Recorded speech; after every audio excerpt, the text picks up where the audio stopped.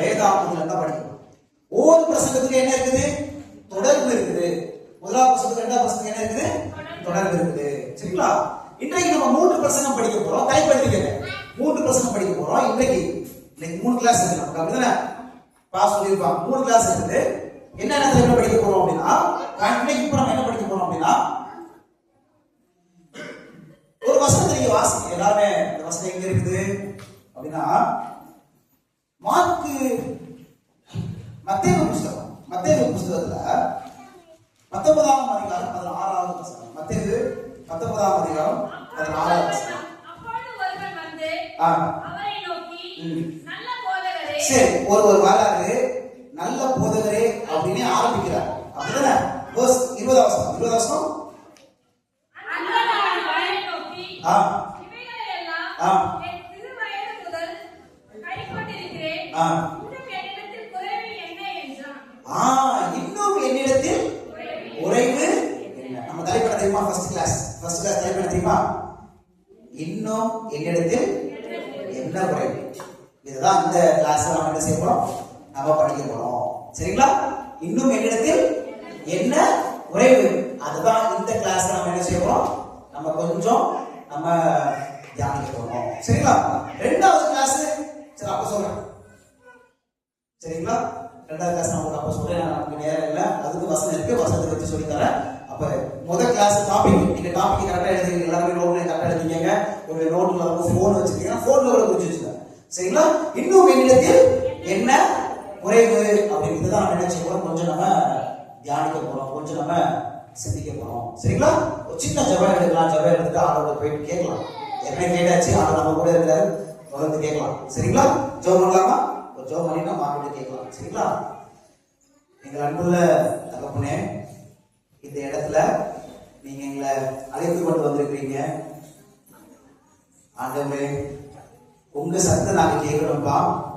எங்க சத்தம் அல்ல, உங்க சத்தத்தை கேட்பதற்கு கர்த்தர் எங்களுக்கு உதவி செய்ய வேண்டுமாய் இயேசுவின் வழியாய் நாங்கள் ஜெபிக்கிறோம் நல்ல பிதாவே. ஆமென்.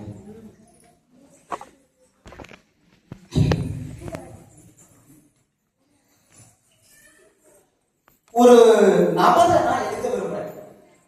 சரிங்களா? ஒரு நபரை நானே எடுக்க விரும்புறேன். அந்த நபர் பேர் என்ன அப்படின்னா பீட்டர். சரிங்களா? அந்த நபர் பேர் என்னது? பீட்டர். சரிங்களா? பேதுரு. அந்த நபர் பேர் என்னது? பேதுரு. அவரு பல நன்மையான காரியங்களை அவர் செய்யறாரு. என்ன செய்யறாரு?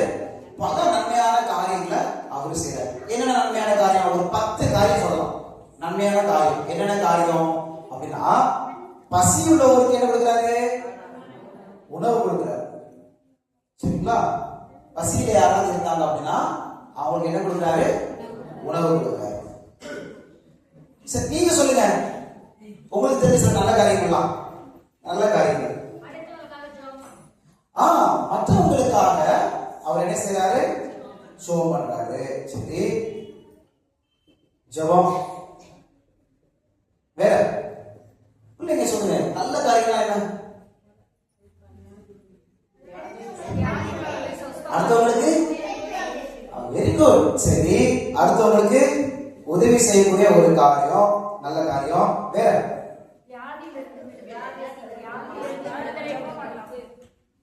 ஜெபம் வந்துருச்சு. உடை இல்லாதவங்களுக்கு உடை கொடுக்கிறது.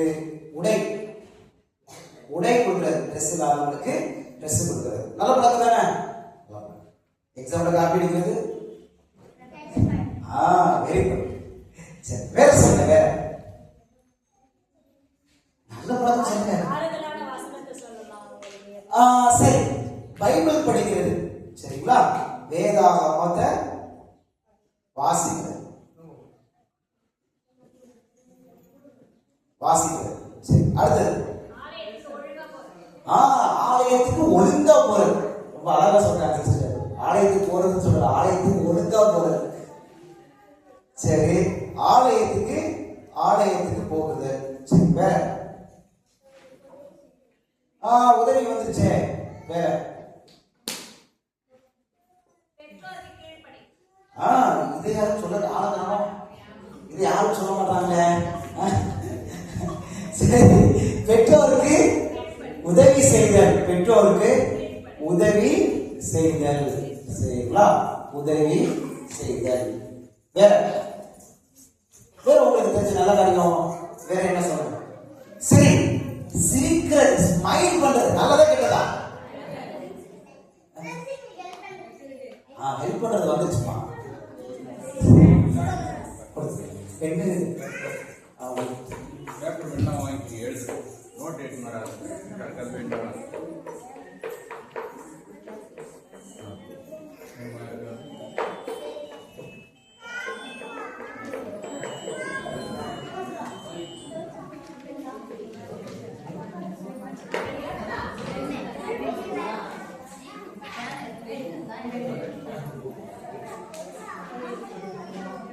ஆனா ஒரு பேப்பர்லாம் பத்தாது, அதெல்லாம் சின்ன சின்னதா எழுதுங்க.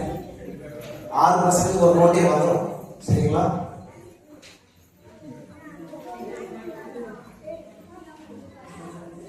பரவாயில்ல, இது எப்படினாலும் ரெக்கார்ட் ஆகுது, உங்களுக்கு கிடைக்கும். சரிங்களா? நான் இந்த செய்தியை கொடுக்கும்போது அன்னைக்கு கேள்விகள்லாம் உங்கள்கிட்ட கேட்பேன். நீங்க சரியா பதில் சொன்னீங்கன்னா உங்க எல்லாருக்கும் ஒரு அருமையான புஸ்தகம் காத்திருக்கு. சரிங்களா? பாஸ்டர் காணிக்கராஜாவுக்கு ஒரு தருவாங்க, நல்ல அருமையான புஸ்தகம் இருக்குது. அதனால இந்த செய்தி என்ன செய்யுங்க, கவனமா கேளுங்க, கவனமா கேளுங்க. ரொம்ப முக்கியமான செய்தி. ஒருவேளை ஒரு பேப்பர் எழுதி முடிச்சிட்டீங்கன்னா அடுத்த கூட கேளுங்க, தருவாங்க பாஸ்டர்.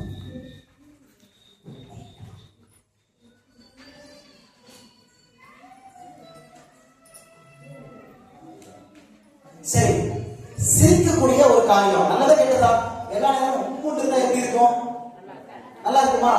நல்லா இருக்கு. அப்படிதானே? ஒரு மருத்துவமனையில பேஷண்ட்ஸ் இருக்காங்க, அங்க நர்சஸ் பேஷண்ட்ஸ் ஏற்கனவே சோகமா இருப்பாங்க, நோயாளிகள் ஏற்கனவே சோகமா இருப்பாங்க.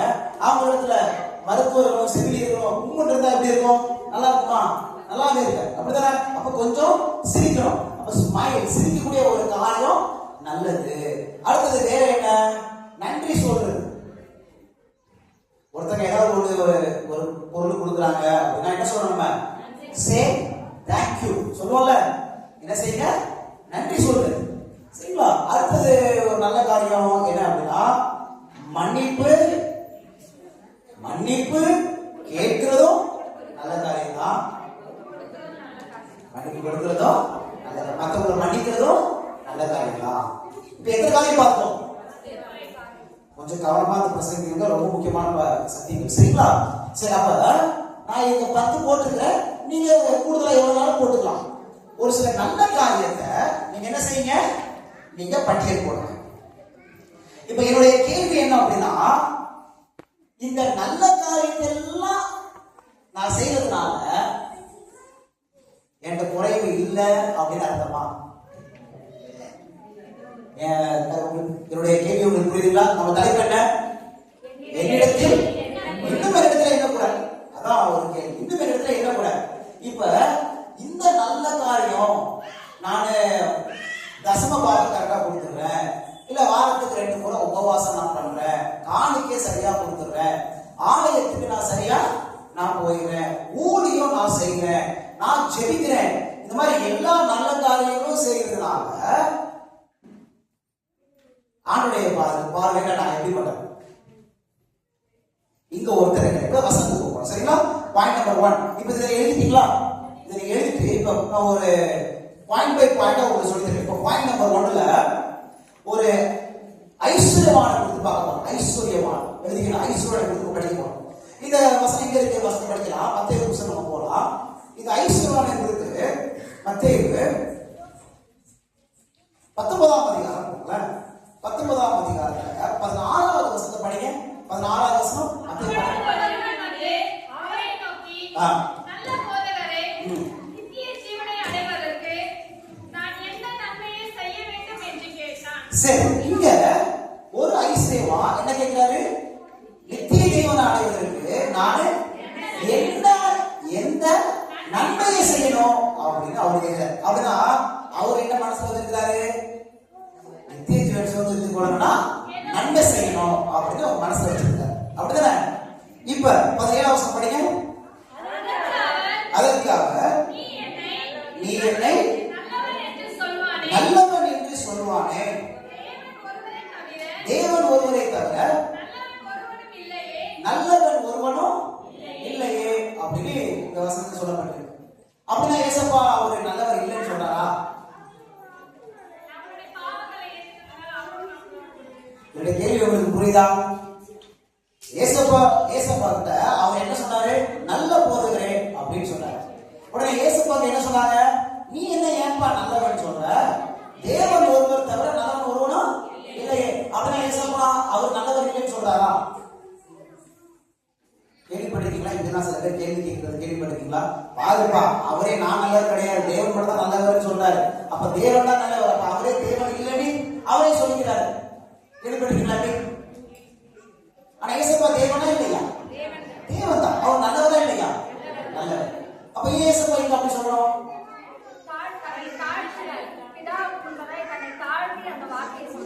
சரி, அது ஒரு நல்ல ஒரு கருத்து. பைபிள்ல கேள்வி, வேதாகமத்துல வேற எங்கேயாவது இடத்துல ஏசப்பா தான் நான் நல்லவன் அப்படின்னு சொல்லியிருக்காரா? எங்கேயாவது? அழகா சொல்றாங்க. அழகான ஒரு வசனம். என்ன சொன்னாங்க? நானே நல்ல மேய்ப்பன். உங்களுக்கு புரிஞ்சுக்க முடியுங்களா? அப்ப யாராவது இந்த வசனத்தை எடுத்துட்டு அவரு நல்லவர் இல்லைன்னு சொல்லிட்டாரு, அதனால அவர் கடவுள் இல்லை அப்படின்னு சொன்னாங்க அப்படின்னா அதை நம்ம என்ன செய்ய முடியாது? ஏற்றுக்கொள்ள முடியாது. ஏன்னா ஆண்டவர் இன்னொரு இடத்துல என்ன சொல்லியிருக்காரு? நானே நல்ல. புரிஞ்சுக்க முடியுங்களா? அப்ப அவர் நல்லவர் இல்லை என்பதற்காக தேவன் இல்லை நீங்க சொன்னீங்க அப்படின்னா அப்ப அவர் நல்லவர்னு சொல்லியிருக்காரு, அப்ப தேவனை ஒதுக்குறீங்களா? புரிஞ்சுக்க முடியுங்களா? ஆனா ஏன் ஆண்டவர் இங்க அந்த மாதிரி சொன்னாங்க? ஏன் அப்படி சொன்னாரு? 17 வசனத்துல அதற்காக நீ என்னை நல்லவன் என்று சொல்வானே, தேவன் ஒருவர் தவிர நல்லவன் ஒருவனும் இல்லையே. இப்ப இவங்க என்ன சொல்லியிருக்கணும்? ஏசப்பா இப்ப தேவன் ஒருவர் தவிர நல்லவன் இல்லையே அப்படின்னு சொன்ன உடனே இவர் என்ன சொல்லியிருக்கணும்? அவர் ஏற்கனவே என்ன சொல்லிட்டாரு? நல்லவர் சொல்லிட்டார்ல. இப்ப ஏசப்பா என்ன சொன்னாரு? தேவன் ஒருவர் தவிர நல்லவர் இல்ல அப்படின்னு சொன்னார்ல. அப்ப உடனே இவங்க என்ன சொல்லியிருக்கணும்? நீதான்ப்பா தேவன் அப்படித்தானே சொல்லியிருக்கணும். ஆனா அவர் அப்படி சொல்லவே இல்லை. அப்ப வெறும் புகழ்ச்சிக்காக அவர் நல்ல போதகரே அப்படின்னு சொன்னாரே தவிர உண்மையிலே இயேசு கிறிஸ்து தேவன் அப்படின்னு உணர்ந்து அவர் நல்லவர் அப்படின்னு சொன்னார். புரிஞ்சு முடியுங்களா? ஆண்டவர் அவருடைய சின்சியாரிட்டிய கொஞ்சம் டெஸ்ட் பண்ணார். உண்மையிலேயே நான் தேவன் நினைச்சே நல்லவன் சொல்றானா இல்ல சும்மா நல்ல போதகரே அப்படின்னு சொல்றானா? அதுக்குதான் ஆண்டவர் அப்படி சொன்னாரே தவிர நான் நல்லவன் கிடையாது என்பதற்காக ஆண்டவர் அதை என்ன செய்யல சொல்லல. சரி, இப்ப 18வது வசனம் இயேசுப்பா என்ன சொன்னாங்க? அவன் அவரை நோக்கி இவைகளை என்று கேட்டான். அதற்கு இயேசு கொலை செய்யாதிருப்பாயாக, விபச்சாரம் செய்யாதிருப்பாயாக, களவு செய்யாதிருப்பாயாக, பொய் சாட்சி சொல்லாதிருப்பாயாக. 19 ஒரு தகப்பனையும் ஒரு தாயையும் கனம் பண்ணுவாயாக, உன்னிடத்தில் நீ அன்பு கூறுவது போல பெருமிடத்தில் அன்பு கூறுவாயாக. என்ன சொன்னாங்க? நல்லா புரிஞ்சுக்க, முக்கியமான பாடம். அப்படியே நான் கொஞ்சம் மெதுவா உங்களுக்கு சொல்லி தரேன், சரிங்களா? கொஞ்சம் வேகமா போக விரும்பல, ஏன்னா முக்கியமான பாடம். கிரேட் மெசேஜ் பாருங்க. அப்ப எந்த நன்மையை செய்யணும் நான் பரலோகத்துக்கு போறதுக்கு அப்படின்னு கேட்ட உடனே இயேசு என்ன சொன்னாங்க? கொலை செய்யாதிருப்பாயாக, களவு செய்யாதிருப்பாயாக, பொய் சாட்சி சொல்லாதிருப்பாயாக, விபச்சாரம் செய்யாதிருப்பாயாக, ஒரு தாயின் தகப்பனையும் கனம் பண்ணு, உன்னிடத்தில் அன்பு கூறுவது போல பெண்ணிடத்தில் என்ன செய்ய அன்பு கூறு அப்படின்னு சொல்லிட்டாரு. இப்ப இவர் என்ன செஞ்சிருக்கணும்? என்ன செஞ்சிருக்கணும்? அவர் என்ன சொல்ற? சரி, அவர் என்ன சொன்னாரு நீங்க சொல்றீங்க, ஆனா அவர் என்ன சொல்லிருக்கணும்? சரி, 20 வசனம் படிங்க. அந்த வாலிபன் அவரை நோக்கி இவைகளெல்லாம் என் சிறு வயது முதல் அப்படியே பாஸ். இதற்கு யார் கரெக்ட்? என்ன சொல்றாரு அவரு? நான் சிறு வயது முதல் நான் சிந்தித்தர வர்றேன் அப்படின்னு சொல்றேன். இதுல யாரு சரி? ஏசப்பா சொல்றாங்க, எப்பா நீ கொலை செய்யக்கூடாதுப்பா, பைசா சொல்லக்கூடாது, களவு செய்யக்கூடாது, செய்யக்கூடாது, உன்னிடத்தில் அன்பு கூறுவது போல பெண்ணிடத்தில் அன்பு கூறுவது, தாய் தகப்பனையும் கனம் பண்ணு. ஆனா அவர் என்ன சொல்றாரு? நான் சிறு வயது கடைபிடிச்சு தானே வர்றேன். இப்ப இது யாரு ரைட்டு? ஏசப்பா சொல்றது ரைட்டா இல்ல இவரு சொல்றது ரைட்டா? ஆனா ஆனா அவரு என்ன நினைச்சிட்டு இருந்தாரு? அடுத்த வசனம் பாருங்க. அதற்கு இயேசு, நீ பூர்ண சர்வதாக இருக்க விரும்பினால் போய் உனக்கு உண்டானதை விற்று தரித்திரனுக்கு கொடு, அப்பொழுது பரலோகத்தில் உனக்கு பொக்கிஷம் உண்டாயிருக்கும். 22 அந்த வார்த்தைகள் மிகுந்த ஆசீர்வாதப்படியால் இந்த வார்த்தையை கேட்ட பொழுது அப்படியே இந்த வாலிபன்ட்ட பிரச்சனை இருந்துச்சா இல்லையா? என்ன பிரச்சனை இருந்துச்சு இந்த வாலிபன்ட்ட? யாருக்கு கொடுக்கிறதுக்கு அவருக்கு மனசு இல்ல. அப்படின்னா என்ன பிரச்சனை? இப்ப இவங்களுக்கு உதவி தேவைப்படுது. ஆனா இவங்களுக்கு உதவி செய்ய மனசுல, ஆனா இவருக்கு ஐஸ்வர்யம் இருக்கு, சொத்து இருக்கு, எல்லாமே இருக்கு. ஆனா இதை கொடுத்து தன்னுடைய சகோதரனுக்கோ சகோதரிக்கோ உறவுகளுக்கோ உதவி செய்யறதுக்கு அவருக்கு என்ன இல்ல, மனசு இல்ல. அப்படின்னா அவர்கிட்ட என்ன பிரச்சனை இருந்துச்சு? சரி, பண ஆசை. நான் ஒண்ணு எதிர்பார்க்கிறேன், இவங்களுக்கு உதவி செய்யணும். ஏட்டை உதவி செய்யக்கூடிய எல்லா திராணி நேட்டையும் இருக்குது. ஆனா இவங்களுக்கு நானு உதவி செய்ய மாட்டேன். அப்படின்னா என்ன பிரச்சனை? எனக்கு அவங்க மேல என்ன இல்ல. ஆனா ஏசப்பா இத முன்னாடியே சொன்னாரு இல்லையா? என்ன சொன்னாரு? தகப்பனையும் தாயும் கடமையாக முன்னாடி அன்பு கூறுவது போல அப்படி சொன்னாரே இல்லையா? ஆனா அவர் என்ன சொன்னாரு? என் சிறு வயதிலிருந்தே நான் என்ன செய்யறேன், நானும் கடைபிடிச்சிட்டே வர்றேன் அப்படின்னு சொன்னாரு. இதுல என்ன வஞ்சனைன்னு சொல்லியிருக்கேன். அவ்வளவுதான். அடுத்த பாயிண்ட்ல ஓடி என்ன வஞ்சனை அப்படின்னு சொல்லியிருக்கேன். இல்லம்மா, அது அவருடைய தவறு. ஆனா என்ன பிரச்சனை அவருக்கு காணப்படுச்சு? சரி, நானே சொல்லிக்கிறேன். என்ன பிரச்சனை தெரியுமா?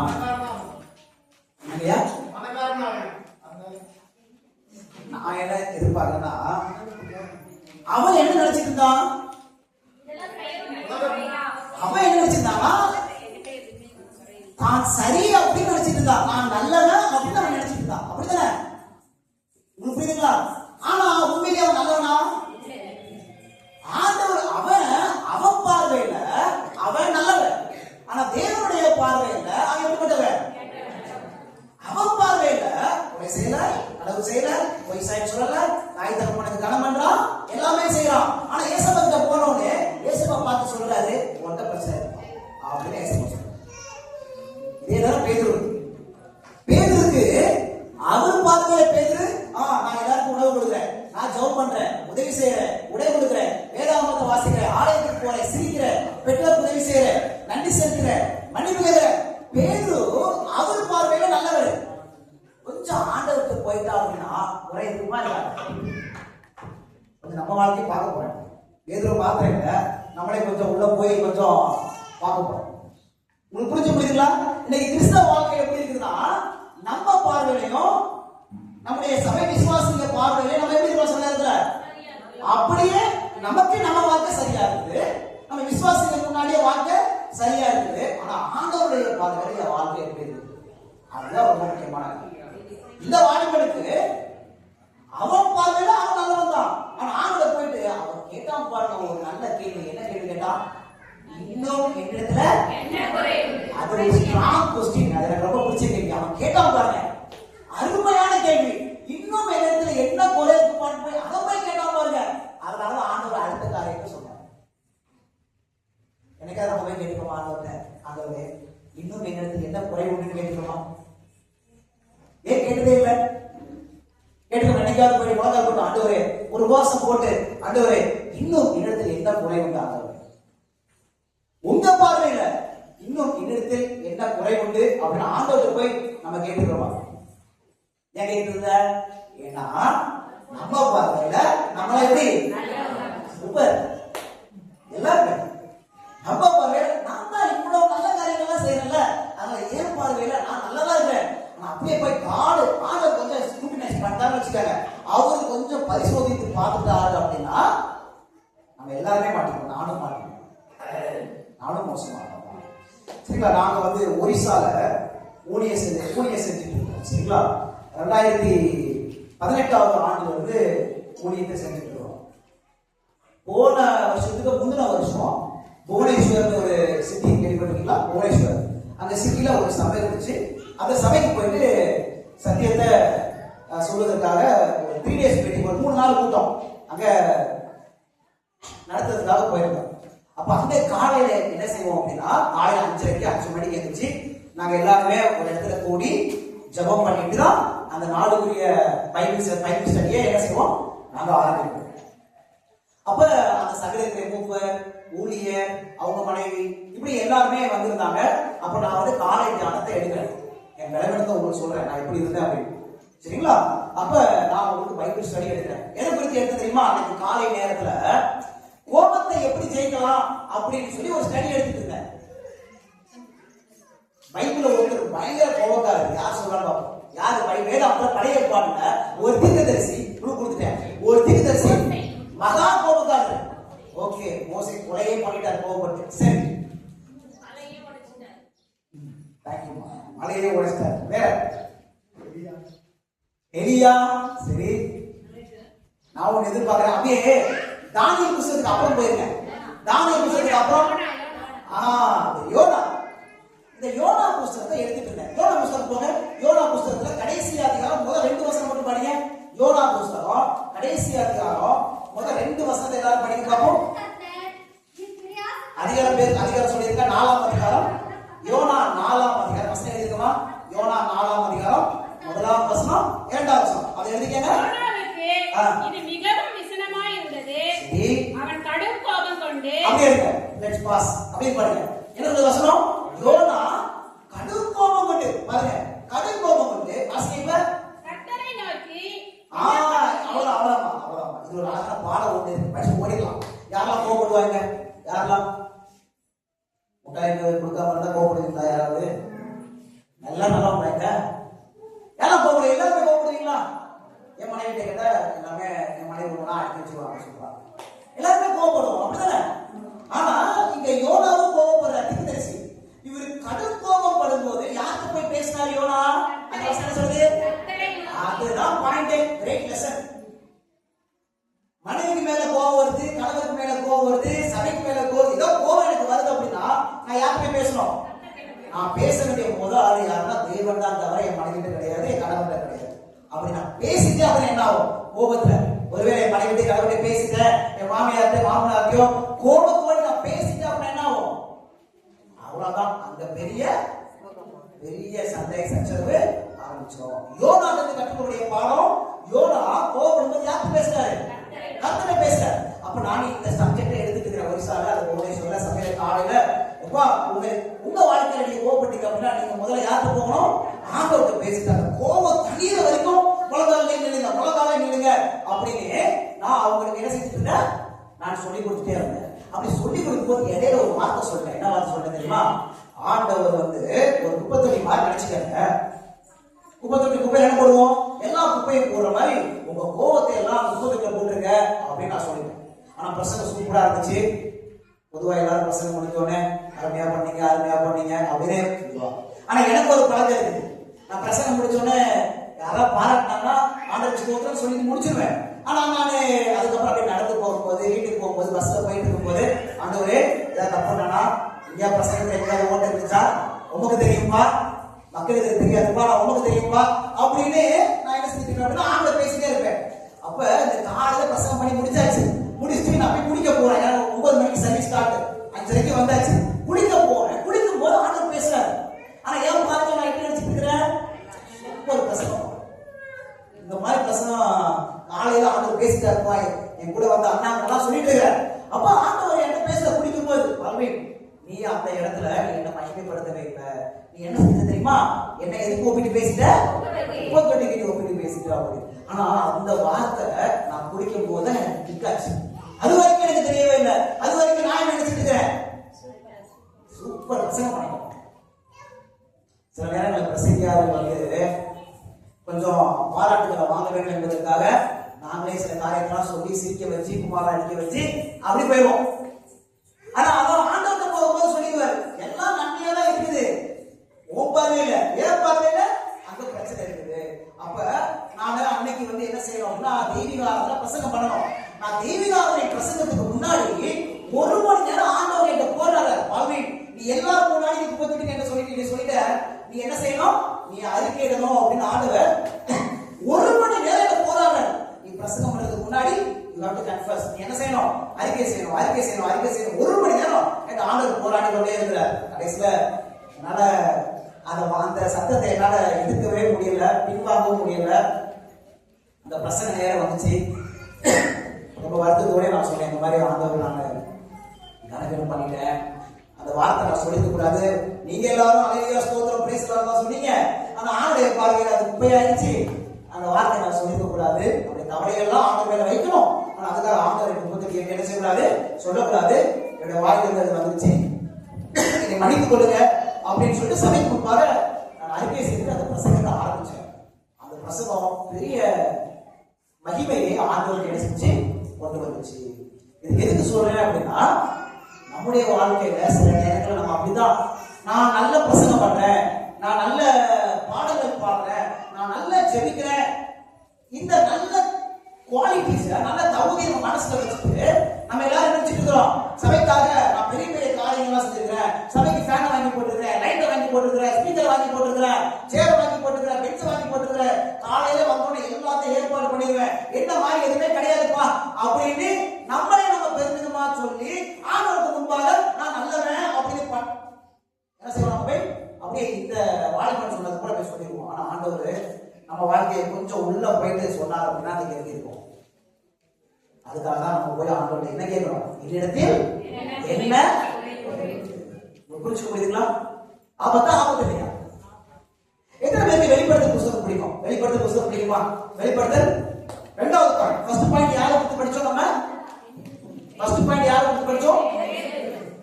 பேதுரு வந்து ஒரு கதை, அது இல்லஸ்ட்ரேஷன்.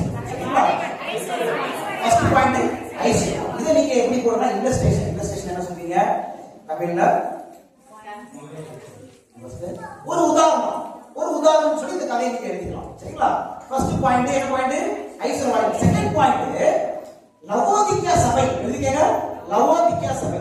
லவோதிக்கியா சபை வெளிப்படுத்தல் புத்தகம் 3ஆம் அதிகாரம் 14வது வசனத்தை படிக்கலாம். வெளிப்படுத்தல் புத்தகம் அப்படியே எல்லாரும் கத்துக்கணும். மத்தவங்களுக்கு வாய்ப்பு கொடுக்க பார்ப்போம். ஏற்கனவே படிச்சவங்க இன்னொரு வாய்ப்பு கொடுங்க. அவ்வளவுதான். Very good. இப்ப ஆண்களுக்கு வாய்ப்பு கொடுத்துருங்க. Very good. வெளிப்படுத்தல் 3:14 படிங்க.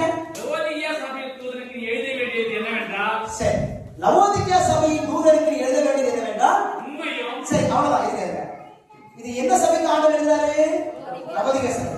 இந்த வெளிப்படுத்தல் புத்தகத்துல ஒரு சொல்ல, இந்த வெளிப்படுத்தல் புத்தகத்துல எத்தனை சபை இருக்குது படிச்சீங்களா?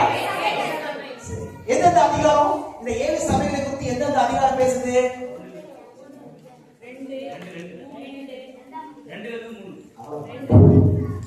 1ஆம் அதிகாரம், 2ஆம் அதிகாரம். சரிங்களா? யார் இப்போ ஒரு பிரைஸ் கொடுப்பாங்க? இப்ப நான் கேட்கிற கேள்விக்கு கை தூக்கிடணும். யார் எல்லாரும் கூட்டமா சொல்லக்கூடாது. சரிங்களா? இந்த 7 சபையுடைய பெயரை யார் சொல்ல முடியும்? வெளிப்படுத்தல் சொல்லக்கூடிய 7 சபையுடைய பெயரை யார் சொல்ல முடியும்? கையை மட்டும் உட்கார்ந்து பதில் சொன்னீங்கன்னா எல்லாரும் பைபிள் திறந்து பார்க்க ஆரம்பிச்சு. சரி, முடிஞ்சு டைம் முடிஞ்சு போச்சு. 7 நான் கேட்டது 7. சரி, அதை நீங்க திருப்பி படிங்க. நாளைக்கு அதே கேள்வி கேட்பேன், பார்த்துக்கலாம். யார் சொல்றீங்க? ஒரு ஆள் கண்டிப்பா பைசா.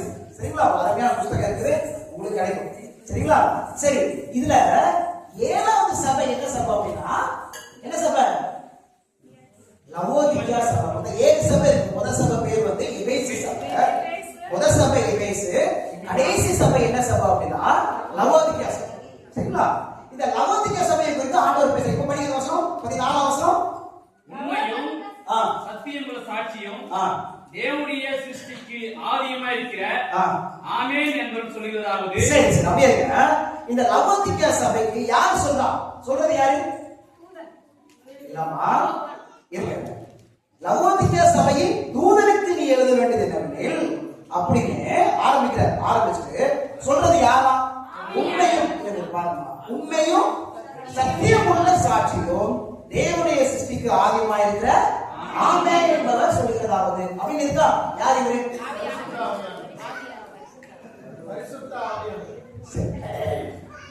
நான் வெறும் இந்த 14வது வசனத்துல தான் கேள்வி கேட்கிறேன். நீங்க சொல்றது வந்து 22வது வசனத்துக்கு 22வது வசனத்துக்கு சொல்றீங்க. புரியுதுங்களா? நீங்க சொல்றது 22வது வசனம். ஆவியானவர் சபைகளுக்கு சொல்லுகிறதை காதுடன் மீது கடவுளே, அந்த வசனத்தை பத்தி சொல்றீங்க. நான் கேட்கிறது அந்த 14வது வசனத்துல, சரி அவர் பேர் என்னவா? உண்மையும் சத்தியமும் உள்ள சாட்சி அப்படின்னு சொல்றாரு. அப்படிதானே? இயேசு கிறிஸ்துக்கு ஒரு பேர் இருக்குது, நானே வழியும். அல்லேலூயா. அப்ப இயேசுப்பா ஒரு பேர் என்ன பேரு? நானே வழியும் சத்தியமும் ஜீவனுமாய் இருக்கிறேன். எந்த அதிகாரம்? இந்த வசனம் யோவான் 14 வசனம். Very good. சரி, இப்படிதான் படிக்கணும். யோவான் 14:6. அப்ப இயேசுப்பாக்கு என்ன பேர்? அவர் சொல்றாரு நானே வழியும் சத்தியமும் அப்படின்னு சொல்றாரா? அப்படியே இருக்கு. நானே வழியும் சத்தியமும். அப்ப இவர் யாருங்க? இத சொல்றவர் யாரு? ஏன்னா அவர் என்ன சொல்றாரு? உண்மையும் சத்தியம் உள்ள சாட்சியும் சொல்லுகிறதாவது அப்படின்னு சொல்றாரு. அப்ப இந்த லவோதிகா சபைக்கு யார் சொல்றா? இயேசு கிறிஸ்து சொல்றாரு. என்ன சொல்றாரு தெரியுமா?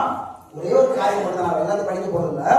எந்த காரியம் அப்படின்னா 17 வசனம் படிங்க. 17 வசனம் படிங்க. தரித்திரனும் குருடனும் நிர்வாணமாய் இருக்கிறதை அறியாமல் நான் ஐஸ்வர்யனாக என்றும் திரிய சமணன் என்றும் எனக்கு ஒரு குறையில்லை என்றும் சொல்லுகிறபடி. அவ்வளவுதான். ஏதாவது புரிய ஆரம்பிச்சுக்கிறா? அந்த வாலிபனை இங்க பார்க்க முடியுதா இந்த கதையில? அந்த வாலிபனை ஏசப்பா சொல்லவர் யாரு? உண்மை உள்ளவர் சொல்றாரு, சத்தியம் உள்ளவர் சொல்றாரு. அவர் என்ன சொல்றாரு? நீ யாரா? நிர்வாகிக்கப்படணும், பரிந்துரைக்கப்படணும், தரித்திரனும் குருடனும் நிர்வாணமா இருக்கிறது என்ன செய்யல? அப்படியே இருக்கா? அதான் பிரச்சனையே. நான் சொன்னேன்ல, நான் பிரசங்கம் பண்ணிட்டு வந்துட்டேன், ஆனா எனக்கு தெரியல, அது இருக்கிற பிள்ளை எனக்கு தெரியல. அதேதான் எனக்கு சபைகள்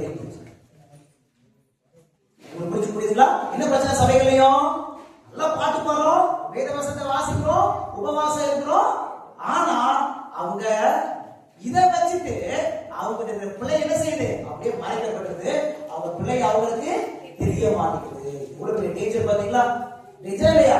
அத சொல்றாரு பாருங்க, நான் ஐஸ்வர்யவான் என்றோ திரவிய சம்பனம் என்றோ எனக்கு ஒரு குறையும் இல்லை என்று சொல்லுகிறபடியா. யார் சொல்றா? இந்த லவோதிகா சபை சொல்ற. யாருங்க இந்த லவோதிகா சபைனா? யாரு?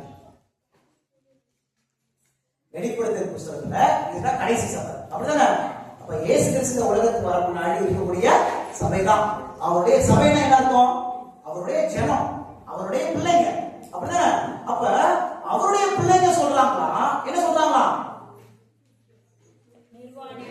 நாங்கள நிர்வாணி கிடையாது ஆண்டவரே, எங்களுக்கு ஒரு குறை இல்லை ஆண்டவரே. அவங்களுக்கு என்ன குறை இருக்குதுன்னு அவங்களுக்கு தெரியவே இல்லையா? ஆபத்து இருக்குதா இல்லையா? நீங்க சொல்லுங்க, ஆபத்து இருக்குதா இல்லையா? பாருங்க, ஒருத்தர்கிட்ட கேன்சர், இது பேரும் சொன்னா புரியும் நினைக்கிறேன். அவங்களுக்கு கேன்சர் இருக்கு, புற்றுநோய் இருக்கு.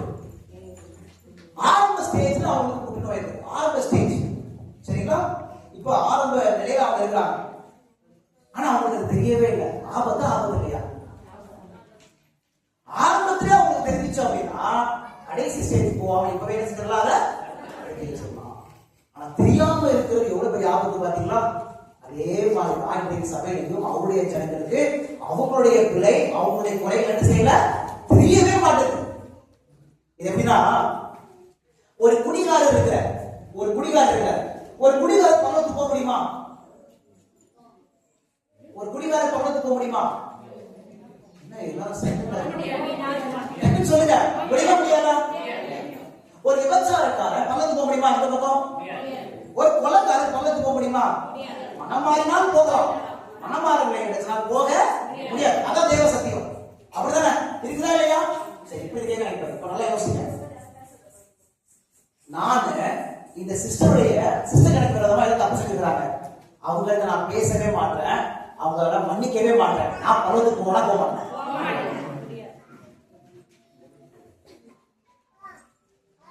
இது புரியாது. பக்கத்து வீட்டுக்காரங்க நான் பேசுறதே கிடையாது, அவன் எனக்கு ஏதோ கெடுதல் பண்ணிட்டா அவனை பேசுறதே கிடையாது, அவனை நான் மன்னிக்கவே மாட்டேன். நான் பக்கத்துக்கு போகலாம், புரியுதா? தெருல கடந்து சண்டை போறேன், ஆனா நான் விபச்சாரம் பண்ணல, நான் கொலை செய்யல. நல்லா புரிஞ்சுக்க, நான் விபச்சாரம் பண்ணல, நான் என்ன செய்யல, நான் கொலை செய்யல, நான் தண்ணிலாம் அடிக்கல, ஆனா தெருல தெரியுமா? கலாத்தியர் புஸ்தகம். எல்லாரும் போங்க, வசனம் எழுதிக்கங்க. கலாத்தியர் புஸ்தகம்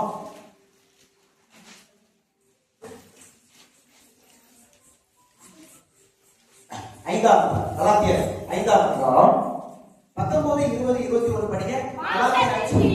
சரி, எல்லாரும் எடுத்துக்கீங்களா? கலாத்தியர் எல்லாம் எழுதிக்கங்க, நோட்ல எழுதிக்கங்க, தயவு செய்து எழுதுங்க. கலாத்தியர் 5ஆம் அதிகாரம் 19, 20, 21 படிங்க. மாம்சத்தின் கிரியைகள் வெளியேறமாய் இருக்கின்றன. அவையாவன சரி, அப்படியே இருக்கு. விபச்சாரம், வேசித்தனம், அசுத்தம், காமவிகாரம், விக்கிரக ஆராதனை, பில்லி சூனியம், ஆ. பகைகள், ஆ. விரோதங்கள், ஆ. வைராகியங்கள், ம். கோபங்கள், ம். சண்டைகள், ஆ. பிரிவினைகள், ஆ. மார்க்கபேதங்கள், ம். பொறாமைகள், ம். கொலைகள், ம். வெறிகள், களியாட்டுகள் முதலானவைகளே.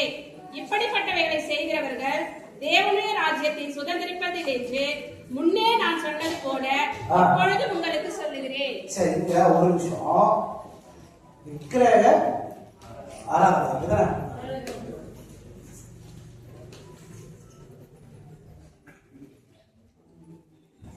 சரி.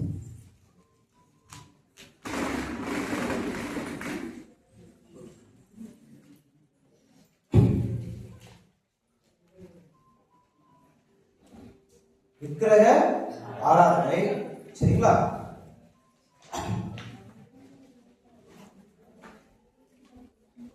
கொலைகள் ஒரு பக்கம் நான் எழுதுறேன், ஒரு முக்கியமான காரணத்துக்காக எழுதுறேன். கொலைகள், சரிங்களா? வேற என்ன சொல்றாரு? விபச்சாரம், அந்த ரெண்டு ஒரே லிஸ்ட்ல போடலாம், சரிங்களா? பில்லி சூனியம், சரி, இப்ப பாருங்க, கொஞ்சம் நல்லா கவனிங்க. ஏன் இங்க போடுறேன் அங்க போடுறேன், இங்க பாருங்க. பகைகள், சரிங்களா? விரோதங்கள், பகைகள், விரோதங்கள், வைராக்கியங்கள், வைராக்கியங்கள், கோபங்கள்,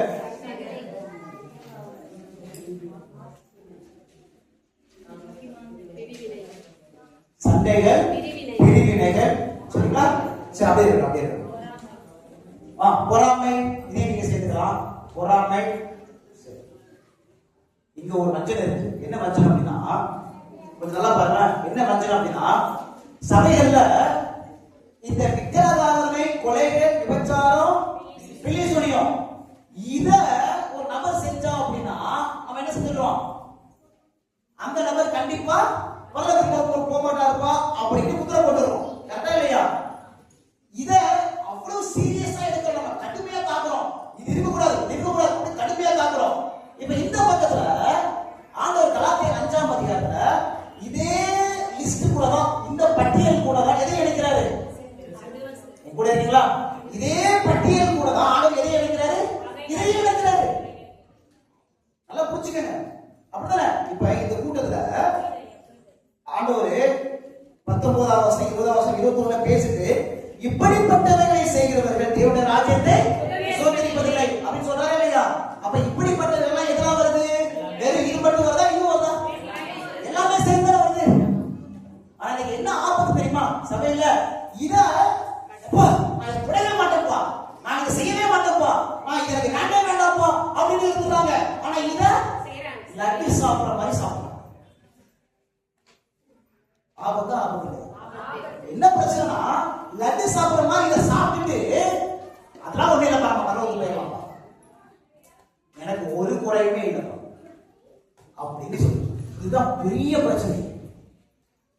கணவர் கூட சண்டை போடுறது, இல்ல மனைவி கணவர் சண்டை போடுறதோ, கணவர் மனைவி கூட சண்டை போடுறதோ, என்னைக்காவது சண்டை போடக்கூடாது அப்படின்னு சீரியஸா எடுத்து அதற்காக உபவாசம் பண்ணி ஆண்டவரை நான் ஜெயிக்கணும் அப்படின்னு ஆண்டுடைய பாதத்துல எத்தனை முறை போயிருக்கும்.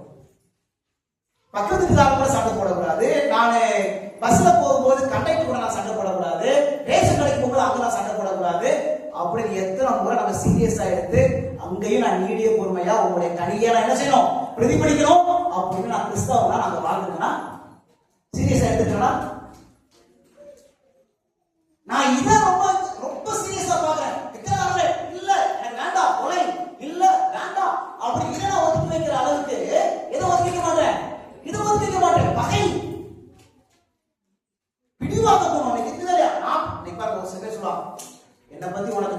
சொன்னேன், நான் அவன்கிட்ட பேசவே மாட்டேன். எத்தனை வருஷம்? 10 வருஷம். 10 வருஷம் நான் பேசவே மாட்டேன். அது ஒரு பெருமை வேற. ஆனா ஆண்டுடைய பார்வையில பைத்தியம். மனுஷனுடைய பார்வையில, அவனுடைய பார்வையில நான் நல்லவன். ஆனா ஆண்டுடைய பார்வையில பைத்தியம் உண்டு. அன்பே இல்லப்பா அப்படின்னு ஆண்டு முடிச்சு. வேதாந்தத்துல ஒரு இடத்துல இந்த பிடிவாத குணம் சொல்றாங்கல்ல, சில பேர் பாத்துக்கீங்களா? ஆண்டவர் ஒரு சத்தியம் கொடுத்தார்.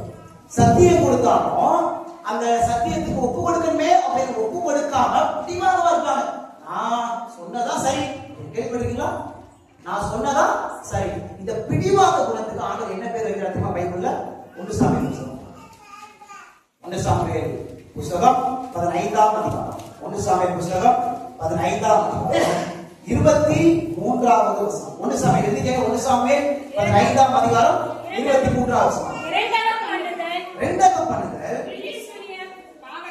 பிலிஸ்தீனிய பாவத்திற்கும் முரட்டாட்டம் பண்ணுதல் அகபத்திற்கும்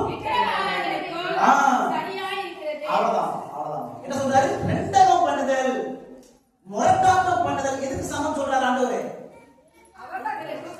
ரெண்டகம் பண்ணுதல் முரட்டாட்டம் பண்ணுதல் எதுக்கு சமம் சொல்றாரு? பிலிஸ்தீனியத்திற்கும் இந்த பிலிஸ்தீனிய பாவத்திற்கும் இந்த விக்கிரகாராதனைக்கும் என்னதான்? கொஞ்சம் எல்லாரும் கவனம் செலுத்துங்க. இந்த 2 நாள் ஜெபத்தோடு எல்லாரும் கவனம் செலுத்துங்க. சரிங்களா? கொஞ்சம் நாள் ஜெபத்தோடு. ஏன்னா ரொம்ப சீரியஸான கேன்சர் இருக்குது, கேன்சர் இல்லையே சொல்லிட்டே இருந்தா என்ன ஆகும்? ஆபத்து இல்லையா? அதே மாதிரிதான் நம்ம நிலையை நம்ம புரிஞ்சுக்காம இருந்தோம் அப்படின்னா பெரிய ஆபத்து, பேராபத்து, சாதாரண ஆபத்து கிடையாது. அப்ப ஆண்டவர் எப்படி ஒப்பிட்டு பேசுறாரு இந்த வசனத்துல? இந்த வைராக்கியம், இந்த பிடிவாதம் எதுக்கு சமம்? இந்த விக்கிரகாரத்துக்கும் பில்லி சூனியத்துக்கும் சமம். உங்களுக்கு புரிஞ்சு புரியுதா? அப்ப எப்படி இந்த விக்கிரகாரனைக்காரரு இல்ல இந்த கொலைகாரரு பில்லி சூனியக்காரரு பரலோகத்துக்கு போக முடியாதோ, அதே போல யாருடைய உலகத்துல பகை இருக்குதோ, வராமை இருக்குதோ, அவங்க எங்க போக முடியாது? தேவனுடைய ராஜ்யத்துக்குள்ள. இது சீரியஸா இருக்கணும்.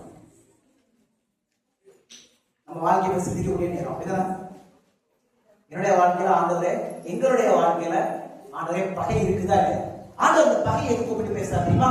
1 யோவான் புத்தகம் பகை எதுக்கு கூப்பிட்டு பேசுறாரு? 1 யோவான் புத்தகம் எல்லாரும் எழுதுங்க. 1 யோவான் புத்தகம்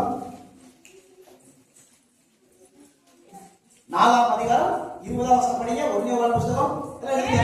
சரி, 1 யோவான் 4ஆம் அதிகாரம் 20ஆம் வசனம் படிங்க. தன் சகோதரனை பகைத்தால் அவன் பொய்யன். எந்த கற்பனை அடிவாங்குது? இப்ப பொய் சொல்லாத இருப்பா இந்த கற்பனை அடிவாங்குது. அப்படிதானே? தேவனிடத்துல அன்பு கொண்டு சொல்லியும் சகோதரனை பகைச்சா எந்த கற்பனை அடிவாங்குது?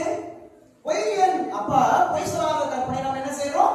மீறோம். சகோதரனை அன்பு கொள்ளனா உங்களுக்கு புரிஞ்சு முடிக்கலாம். இன்னொரு சொல்றாரு 1 யோவான் 3ஆம் அதிகாரம் 15ஆம் வசனம். 1 யோவான் 3:15 படிங்க. 3:15 அப்படியே எல்லாரும் வசனம் எழுதிட்டீங்களா? எழுதிக்கங்க.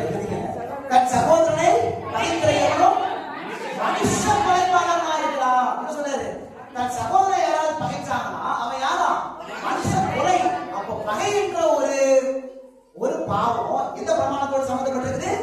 கொலை செய்யாதிருப்பாயாக என்ற பிரமாணத்தோடு சம்பந்தப்பட்டிருக்குது. உங்களுக்கு புரியுதுங்களா? இப்ப ஆனா நம்ம எதை சீரியஸா எடுத்துக்கிறது இல்ல.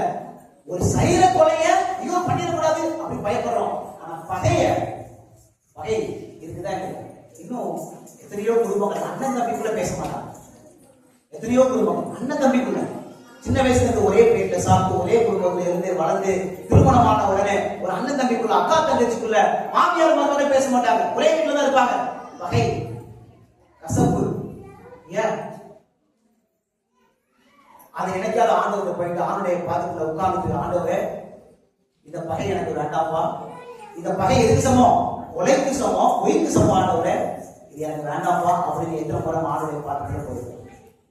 ஏன் போறது கிடையாது அப்படின்னா நம்ம பார்வையில நம்ம எப்படி இருக்கிறோம்? ரொம்ப நல்லவங்களா இருக்கும் நம்ம பார்வையில. ஆனா ஆண்டுட போனா ஆண்டுட போய் ஆண்டவரே இன்னும் என்னிடத்தில் என்ன குறை இருக்குப்பா அப்படின்னு கேட்டா ஆண்டு என்ன சொல்லுவாரு? ஆனா ஆண்டவர் எப்படிப்பட்டவர் தெரியுமா? ஆண்டவர் எப்படிப்பட்டவர்னா எதுக்கு அந்த முறையை சொல்லக்கூடிய தெய்வம் தெரியுமா? மார்க் புஸ்தகம் 10ஆம் அதிகாரம் 21வது வசனம். மார்க் புஸ்தகம் 10ஆம் அதிகாரம் 21ஆம் வசனம் படிங்க. மார்க் 10:21. இயேசு அவனை பார்த்து அவனிடத்தில் அன்பு கூர்ந்து அப்படியே எல்லாத்துக்கும் முக்கியமான வசனம்.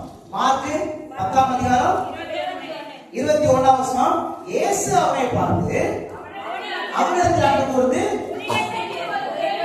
உன்னிடத்தில் ஒரு அப்படியே முக்கியமான வசனம். யார் பார்த்து ஆண்டவர் சொல்றாரு? ஒரு முறை இருக்கு பாட்டு யாரை பார்த்து சொல்லுவாரு?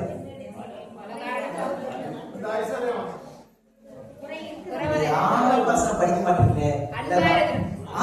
வசனத்தை பாருங்க, அழகா சொல்றாங்க. வசனம் பாருங்க. இயேசு அவனை பார்த்து அவனிடத்தில் அன்பு கூர்ந்து உன்னிடத்தில் ஒரு அப்ப யாரை பார்த்து ஆண்டவர் சொல்றாரு? உன்னை குறை இருக்குப்பா யாரை பார்த்து சொல்றாரு? யாரை தெய்வம் நேசிக்கிறாங்களோ அவங்களதான் ஆண்டவர் சொல்றாரு ஒன்றை குறை இருக்கு அப்படின்னு சொல்லிட்டு. அப்ப இன்னைக்கு நம்ம படிக்கக்கூடிய செய்தி ஒரு அன்பின் செய்தி. அப்படிதானே? ஏதோ உங்க குறை இருக்கு சொல்லுவதற்காக நான் அனுப்பப்படல. உங்க மேல இருக்கிற அன்பினால ஆண்டவர் உங்க சத்தியத்தை நமக்கு என்ன செய்யறாரு? கருதுறாரு. நானும் உங்களுக்கு ஆர்வத்துக்காக சொன்னேன். அப்படிதானே? உண்மையா நடந்த ஒரு காரியத்தை என் வாழ்க்கையில சொன்னேன். அப்ப ஆண்டவர் என் மேல அன்பினால என்னுடைய குறையை வெளிப்படுத்தினாங்க. இது அன்பின் செய்தியே. இது ஒரு பெரிய எச்சரிக்கை செய்தியை நம்ம எடுக்க தேவையில்லை. ஆனா ஆண்டவர் நம்ம மேல இருக்கிற அன்பினால சொல்றாரு, எப்பா உன்னோட குறை இருக்கு, என்ன செய்ய சரிப்படுத்தினால் என்று ஆண்டவர் என்ன செய்யறாரு சொல்றாரு. கடைசி பாயிண்ட், 3வது பாயிண்ட். எந்த பாயிண்ட் படிச்சு முடிச்சோம்? 2 பாயிண்ட். யாரெல்லாம் வந்து படிச்சோம்? ஐஸ்வர்யா. அடுத்து யாருக்கு வந்து படிச்சோம்? சரிங்களா? லவோதிக்கேய சபை யார் தான்? சரிங்களா? நம்ம தான் சபை. சபைனா என்ன? வேதாகமத்துல வெறும் கட்டிடம் மாத்திரம் தான் சபையை குறிக்குதா பைபிள்ல? ஆண்டவர் சொல்றாரு, நீங்களே அந்த சரிங்களா? சபை என்பது தேவனுடைய ஜனத்தை என்ன செய்து குறிக்குது. சொல்றல சபையா அப்படின்னு சொல்றோமா இல்லையா? சபையா சொன்னா யாரை குறிக்குது? தேவனை ஏற்றுக்கொண்ட பிள்ளைகளை குறிக்குது. 3வது பாயிண்ட் ரொம்ப ரொம்ப முக்கியமான பாயிண்ட். 3வது யார் வந்து படிக்க போறோம் தெரியுமா? சரி, கேள்வி கேட்டுவோம். பைபிள்ல இயேசு கிறிஸ்து இந்த உலகத்துல வாழும்போது, ஏசப்பா இந்த உலகத்துல வாழும்போது யாரெல்லாம் ரொம்ப நேசிச்சாரு? சிறுபிள்ளைகள். சரி, நெக்ஸ்ட் வியாதியஸ்தர்கள். நெக்ஸ்ட் பெண்களை. நெக்ஸ்ட் பெண்களான பெண்கள். நெக்ஸ்ட் நீங்களே சொல்லிக்கிற ஆண்கள். சரி, வேற லாசரு. வேற குருடர்கள், குஷ்டரோகிகள். வேற பாவிகளை நேசிச்சார். வேற சகேயுவை நேசிச்சார். ஆண்டவர் சோதரம். வேற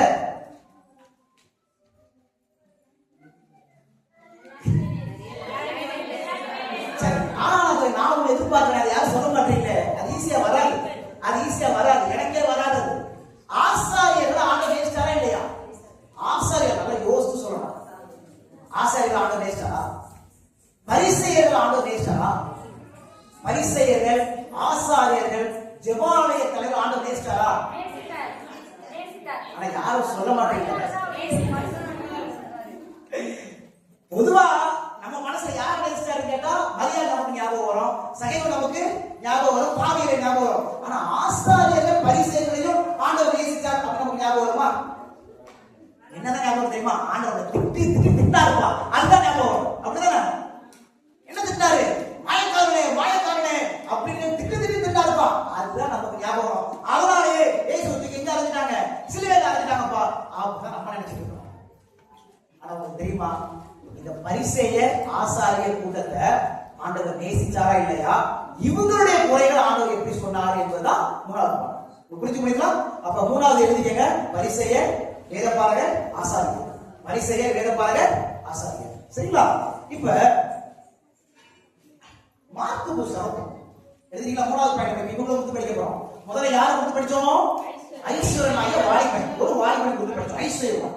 அடுத்தது யாரை வந்து படிச்சோம்? 3வது யாருக்கு படிக்க போறோம்? நம்ம பரிசேயர், வேதபாரகர், ஆசாரியர். இவங்களுக்கு வந்து படிக்கணும். கொஞ்சம் கவனமா கவனமா இருங்க. ரொம்ப அருமையான ஒரு சத்தியத்தை ஆண்டவர் வச்சிருக்காரு. ஜெபத்தோடு படிக்கணும். மார்க் 1ஆம் அதிகாரம். மார்க் 1ஆம் அதிகாரம் போங்க. 40வது வசனம் படிங்க. 40வது வசனம் படிங்க. அப்பொழுது குஷ்டரோகி ஒருவன் அவரிடத்தில் வந்து அவர் முன்பாக குணமாக்கப்பட்டு, உமக்கு சித்தமானால் என்னை சுத்தமாக்க ஆகும் என்றார். சரி, இப்ப ஆண்டவர் சுத்தமாக்கினாரா இல்லையா? 42 இப்படி அவர் சொன்ன உடனே இப்ப ஆண்டு என்ன செஞ்சாரு? சுத்தப்பட்டுட்டார். ஆனா கொஞ்சம் நல்லா கவனிங்க சரிங்களா? இந்த குஷ்டரோகியை சுத்தப்பட்டுட்டார். ஆனா இயேசு கிறிஸ்து என்ன செஞ்சாருன்னு பாருங்க. பியூட்டிஃபுல், ரொம்ப அருமையா இருக்கு, எனக்கு ரொம்ப பிடிச்சிச்சு. இயேசு என்ன செஞ்சாருப்பாங்க? 44 வருஷம் படிங்க. ஆயினும் நீ போய் ஆசாரியனுக்கு உன்னை அவ்வளவுதான் அப்படியே இருங்க. என்ன சொல்றாரு ஆண்டவரு? ஆயினும் அவனை சுத்தமாக்கினப்பா, ஆனா நீ ஒரு வேலை செய்யணும். என்ன செய்யணும்? ஆசாரியர் கிடையாது, நீதான், அவங்கதான் ஆசாரியர்கள். ஆனா நீ என்ன செய்ய? நீ போய் அவங்கள உன்னை காண்பித்து குஷ்டரோகம் முடிஞ்சிச்சா இல்லையா அவங்க பரிசோதித்து பார்த்து அவங்க என்ன செய்யணும்? சான்றிதழ் கொடுக்கணும். அப்பதான் உன்னை உள்ள வருவாங்க, பாளையத்துக்குள்ள வருவாங்க. அதனால நீ போய் என்ன செய்ய? ஆசாரியரை போய் உன்னை காண்பி அப்படின்னு சொன்னார். இந்த ஆசாரியர்கள் ஆண்டவர் நேசிச்சாரே? இதே ஆசாரியர்கள் தானே இயேசு கிறிஸ்துவ கொலை செய்வதற்கு திட்டம் போட்டாங்க. ஆனா இந்த ஆசாரியர்களையும் தேவன் என்ன செஞ்சாரு? இந்த ஆசாரியர்களுக்கு அநேக குறைகள் இருந்துச்சு. ஆனா தேவன் அவங்க ஆசாரிய வேலை கொடுத்ததுனால குறைகள் இருந்தாலும் அவர்களையும் நீங்கள் கனம் பண்ண வேண்டும், மதிக்க வேண்டும் என்று சொல்லி யார் கற்றுக் கொடுத்தாரு? குஷ்டரோகி சுகமான அந்த குஷ்டரோகிக்கு ஆண்டவர் என்ன செஞ்சாரு? என்ன பாடம்? எனக்கு பிரியமான தேவனுடைய பிள்ளைகளே, நமக்கு மத்தியிலையும் அநேக ஆசாரியர்கள் இருப்பாங்க. அவங்களுக்கும் இயேசு கிறிஸ்து வாழ்ந்த காலத்துல ஆசாரியர்கள் பலவீனமா இருந்தது போல அவங்களும் எப்படி இருப்பாங்க? பலவீனங்களா இருப்பாங்க. அதுக்காக நம்ம என்ன செய்யறது? அவங்கள கனவீனம் பண்ணக்கூடாது. இயேசு கிறிஸ்து பண்ணவே கனவீனம் பண்ணல. வேற பாருங்க, வேற என்ன இடத்துல எப்படி நடந்துட்டார் இயேசுப்பா? மார்க் 3ஆம் அதிகாரம் போங்க. 3ஆம் அதிகாரத்துல முதல் வசனம் படிங்க.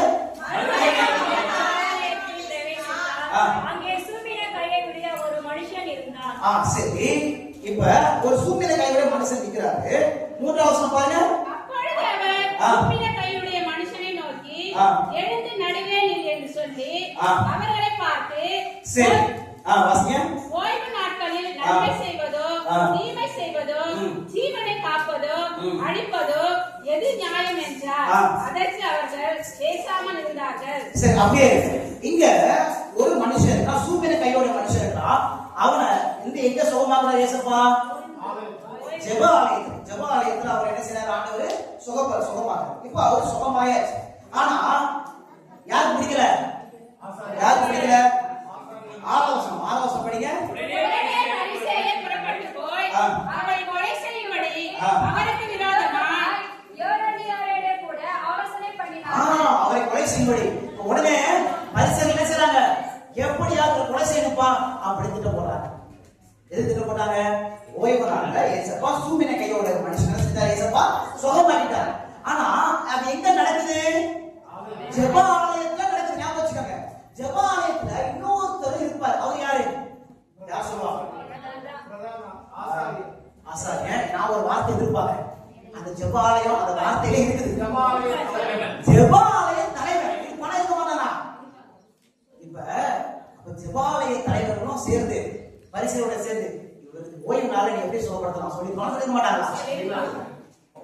ஆனா அதே ஜெபாலய தலைவர் வராம பாருங்க. அதே ஜெபாலய தலைவர் வர எங்க வராரு தெரியுமா? எங்க வராரு? மார்க் 5ஆம் அதிகாரம் 22ஆம் வசனம். மார்க் 5:22.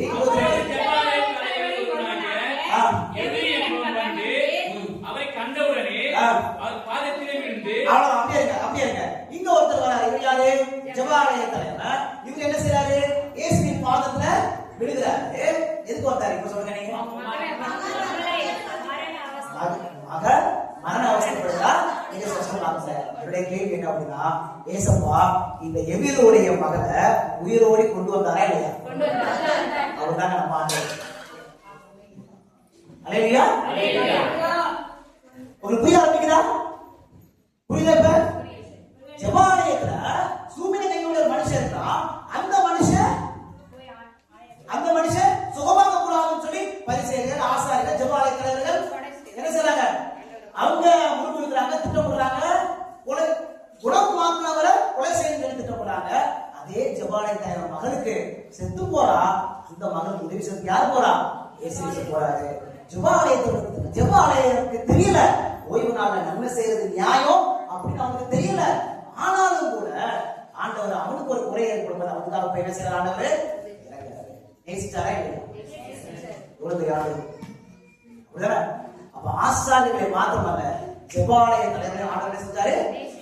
சரி, பரிசேயரை பார்த்து ஓடி போயிருவாரா இல்ல அவங்க வீட்டுக்கு போவாரா? ஏசப்பா இந்த பரிசேயர் வீட்டுக்குலாம் இயேசு கிறிஸ்து போவாரா? கொஞ்சம் நம்ம படிக்கலாம். மார்க் புஸ்தகம் போங்க. இந்த மார்க் புஸ்தகத்துக்கு போகலாம். அங்க ஒருத்தர் வீட்டுல இயேசு கிறிஸ்து சாப்பிட கூப்பிடுவாங்க. மார்க் புஸ்தகம்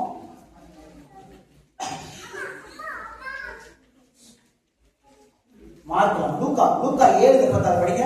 லூக்கா 7ஆம் அதிகாரம் 36ஆம் வசனம் படிங்க. லூக்கா 7:36. அவரை வேண்டிக் கொண்டார். அவர் அந்த பரிசேயனுடைய வீட்டில் பிரவேசித்து பந்தியிருந்தார். பாத்தீங்களா என்ன நடக்குதுங்க? என்ன நடக்குது? பரிசேயர் வீட்டுல அப்பா வாங்கப்பா எங்க வீட்டுல வந்து சாப்பிடுங்கப்பா அப்படின்னு சொன்னோன்னே ஏசப்பா நீதானே என்னை கொலை செய்யணும்னு சொல்லி சர்டிபிகேட் போட்ட உன் வீட்டுக்கு வரமாட்டேன் அப்படின்னு ஏசப்பா சொன்னாரா? அவங்க வீட்டுக்கு கூப்பிட்ட உடனே இயேசுவானவர் அவங்க வீட்டுக்கு போய் என்ன செஞ்சாரு? போய் பந்தி இருந்தா அப்படின்னு வசனம் சொல்லு. அப்ப 3 சம்பவத்தை பார்த்தோம். ஜெபாலய தலைவன் ஆண்டவர் நேசிக்கிறாரு, ஆசாரியனை ஆண்டவர் நேசிக்கிறாரு, இந்த பரிசேயனையும் ஆண்டவர் என்ன செய்யறாரு? நேசிக்கிறாரு. உங்களுக்கு தெரியுமா இந்த பரிசேய கூட்டத்துல சில நல்லவங்க எல்லாம் இருந்தாங்க. தெரியுமா? சில நல்லவங்க எல்லாம் இருந்தாங்க. நம்ம நினைச்சிட்டு இருக்கிறோம் எல்லா பரிசேயரும் எல்லா ஆசாரியரும் எல்லா வேதபாரரும் கெட்டவங்க தான் நினைச்சிட்டு இருக்கிறோம். ஆனா உங்களுக்கு தெரியுமா நல்ல பரிசேயர்கள் இருந்தாங்க. எங்க இருந்தாங்க தெரியுமா? லூக்கா புஸ்தகத்துல 13ஆம் அதிகாரம் 31ஆவது வசனம் படிங்க. லூக்கா புஸ்தகம் 13ஆம் அந்நாளிலே சில பரிசேயர் அவரிடத்தில் வந்து நீர் இவ்விடத்தை விட்டு போய்விடும், ஏரோது உன்னை கொலை செய்ய மனதாய் இருக்கிறான் என்றார்கள். என்ன சொல்றாரு? இங்க ஒரு பரிசேயர் கூட என்ன சொல்றாங்க? நீங்க தயவு செய்து இந்த இடத்தை விட்டு போயிருங்க, ஏன்னா உங்களை ஏரோது கொலை செய்ய நினைக்கிறான் அப்படின்னு சொன்னாங்க. அப்படின்னா சில நல்ல பரிசேயர்கள் இருந்தாங்களா இல்லையா? உங்களுக்கு புரியுதுங்களா? அப்ப எல்லா பரிசேயர்களும் கெட்டவங்க கிடையாது, எல்லா ஆசாரியர்களும் கெட்டவங்க இல்ல, எல்லா ஜெபாலய தலைவரும் கெட்டவங்க கிடையாது. அப்ப அங்க பரிசேயர்கள் இருக்கிறாங்க, நல்ல பரிசேயர்கள் இருக்கிறாங்க, நல்ல ஜெபாலய தலைவர்கள் இருக்கிறாங்க, நல்ல ஆசாரியர்கள் இருக்கிறாங்க. இவங்களை தேவன் என்ன செஞ்சாரு? ஆனா அவங்களுக்கு ஒரு பிரச்சனை. நம்ம தலைப்பு என்ன? என்ன அவங்க என்ன பிரச்சனை தெரியுமா? பாத்துருவோமா? இவங்க என்ன பிரச்சனை பாத்துருவோமா? மத்தேயு 23ஆம் அதிகாரம் ஒரு 5 பிரச்சனையை பார்க்கலாம். இவங்க பிரச்சனை என்ன பிரச்சனை அப்படின்னு மத்தேயு 23ஆம் அதிகாரம். இப்ப நான் ஒரு சில வசனத்தை வாசிக்க போறேன். நீங்க என்ன சொல்ல போறீங்க அப்படின்னா இந்த பரிசேயருடைய நல்ல குணத்தை மாத்திரம் சொல்ல போறீங்க, அவ்வளவுதான். சரிங்களா? இப்ப என்ன செய்ய போறோம்? ஒரு 5 வசனத்தை வாசிக்க போறோம். நீங்க அந்த பரிசேயருடைய நல்ல குணத்தை எடுக்க போறீங்க. நீங்க பெண்கள் போய் யாரும் பேச கூடாது. நான் அந்த குரூப் சொல்றேன். இப்ப இவங்க மாத்திரம் கீழே உட்காந்துட்டாங்கல்ல, இவங்க மாத்திரம் உங்களுக்கு ஒரு வசனம் கொடுக்குறேன், எடுத்துருங்க. மத்த யாரும் நீங்க வாசிக்கலாம், ஆனா நீங்க சொல்லக்கூடாது. மத்தேயு 23ஆம் அதிகாரத்துல 14வது வசனம், அவ்வளவுதான். ஒரு நல்ல 14வது வசனம். கொஞ்சம் எனக்கு கொஞ்சம் கீழ்படிங்க. இந்த கூட்டம் மாத்திரம் மத்தேயு 23ல 14வது வசனம். உங்களுக்கு மத்தேயு 23 மௌனமா நீங்களே படிங்க, நான் கேட்பேன். மத்தேயு 23:15 உங்களுக்கு மேல உட்கார்ந்திருக்கீங்கல்ல, உங்களுக்கு மத்தேயு 23:23வது வசனம் மேல உட்கார்ந்திருக்கீங்களா? 23 கொஞ்சம் 2 நிமிஷம் படிங்க. அந்த சைடு மேல உட்கார்ந்திருக்கீங்கல்ல, உங்களுக்கு லூக்கா 18வது அதிகாரம் 11-12. லூக்கா 18ஆம் அதிகாரம் 11-12. இப்போ நீங்க என்ன செய்யணும்? 2 நிமிஷம் அந்த வசனத்தை மௌனமா படிச்சு பரிசேயரிடத்திலே காணப்பட்ட நல்ல குணம் என்ன அது மாதிரி கண்டுபிடிச்சா போதும். சரிங்களா? நல்ல குணம் என்ன கிடைச்சிட்டா? வசனம் கிடைச்சிட்டா? 2 நிமிஷம் அப்படியே படிக்க பார்ப்போம். 1 நிமிஷம்.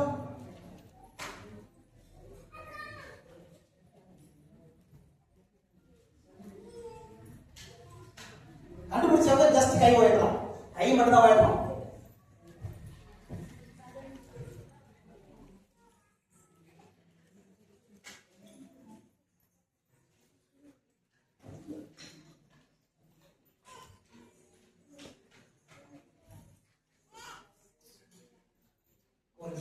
வேற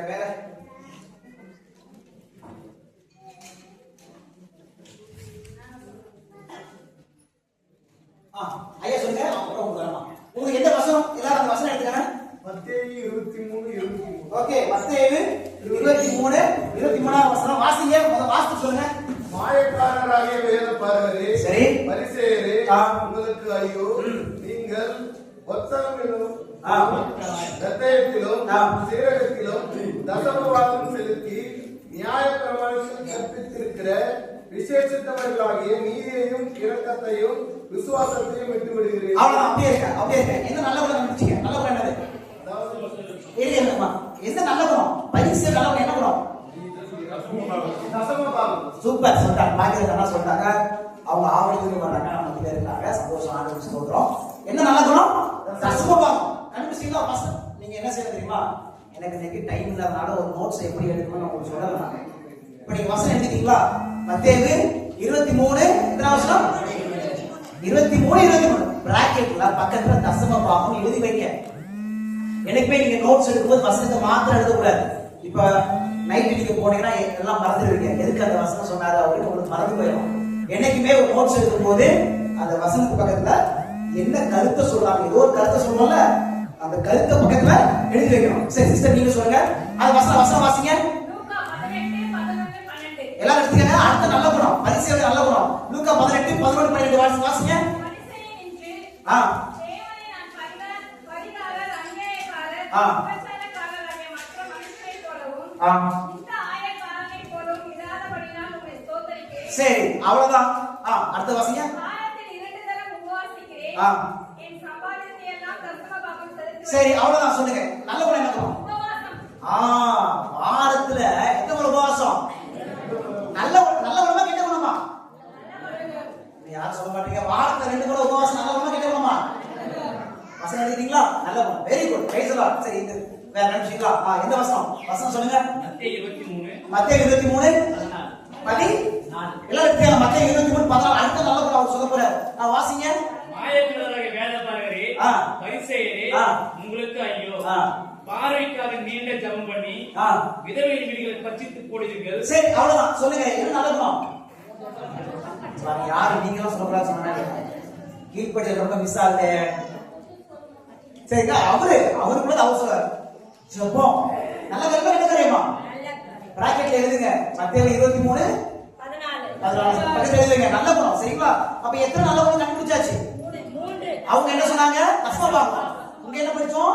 வாரத்துல 2 முறை உபவாசம். இங்க என்ன படிச்சோம்? ஜெபம். சரி இப்ப நீங்க இந்த வசனம் மத்தேயு 23 15. மத்தேயு 23 எல்லாரும் எழுதிக்கங்க. மத்தேயு 23 15 வாசிங்க. மாயக்காரராகிய வேதபாரகரே, பரிசேயரே, உங்களுக்கு ஐயோ! ஒருவனை உங்கள் மார்க்கத்தான் ஆக்கும்படி சமுத்திரத்தையும் பூமியையும் சுற்றி திரிகிறீர்கள். அவன் உங்கள் மார்க்கத்தானாகும் போது அவனை உங்களிலும் இரட்டிப்பாய் நரகத்தின் மகனாக்குகிறீர்கள். சொல்லுங்க என்ன நல்ல குணம்? ஒருவனுக்கு போய் சுவிசேஷத்தை அறிவிச்சு அவ்வளவுதான் முடிஞ்சு போச்சு. நீங்க ஏதாவது சொல்ல விரும்புறீங்களாமா? இல்ல ஊழியம் செய்யலாம். என்னமா ஆயத்தப்படுத்தலாம். சரிங்களா? அப்ப 4வது நல்ல குணம் என்ன செய்யலாம்? ஊழியம் செய்யறாங்க. சொல்லாமா? அது எப்படிப்பட்ட ஊழியமா? சாதாரண ஊழியங்கள. இப்ப நாளை ட்ரெயின்ல தான் வந்தேன். அவங்க எழுதுவாங்க வானத்தையும் கடலையும் சமுத்திரத்தை எல்லாமே தாண்டி அவங்க கப்பல போய் ஊழியம் செய்வாங்க. பூமியை சுத்தி ஊழியம் செய்யறாங்களா? அப்படின்னா அந்த சராசரத்துக்கும் ஊழியம் செய்யறாங்க. அந்த காலத்துல ஃளைட் இருந்தா ஃளைட்டோட போய் செஞ்சிருப்பாங்க. அந்த மாதிரி ஆகும். சரிங்களா? சாதாரண ஊழியம் இல்லை, எக்ஸ்ட்ரா ஆர்டினரி ஊழியம். சரிங்களா? ஒரு மேலான ஊழியம். 4 நல்ல குணம் இருக்கு. அப்படிதானே? இப்ப நான் அதே மாதிரி இந்த 4 வசனம் சொல்றேன். ரெடியா? இந்த குரூப் உங்க வசனம் எழுதிக்கங்க. மத்தேயு 2ஆம் அதிகாரம் 4வது வசனம் 5ஆம் வசனம். இந்த குரூப் மத்தேயு 2ஆம். இது கொஞ்சம் கஷ்டமா இருக்கும். ஆனா நீங்க படிச்சிருக்கீங்க நம்புறேன். சரி மத்தேயு 2 4வது வசனம் 5வது வசனம். சரிங்களா? அடுத்தது மேல உட்கார்ந்திருக்கீங்கல்ல, யோவான் 8ஆம் அதிகாரம் 5வது வசனம். யோவான் 8ஆம் அதிகாரம் 5வது வசனம். சரிங்களா? அப்புறம் இங்க மேல உட்கார்ந்திருக்கீங்கல்ல, மத்தேயு 12ஆம் அதிகாரம் 1வது வசனம் 2வது வசனம். 1வது வசனம் 2வது வசனம். இங்க லூக்கா 18ஆம் அதிகாரம் 20வது வசனம். லூக்கா 18ஆம் அதிகாரம் 20வது வசனம் 21வது வசனம். லூக்கா 18 20 21.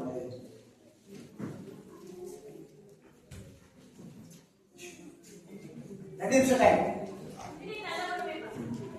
வெறும் நல்ல குணம் மாத்திரம் சொல்லுங்க.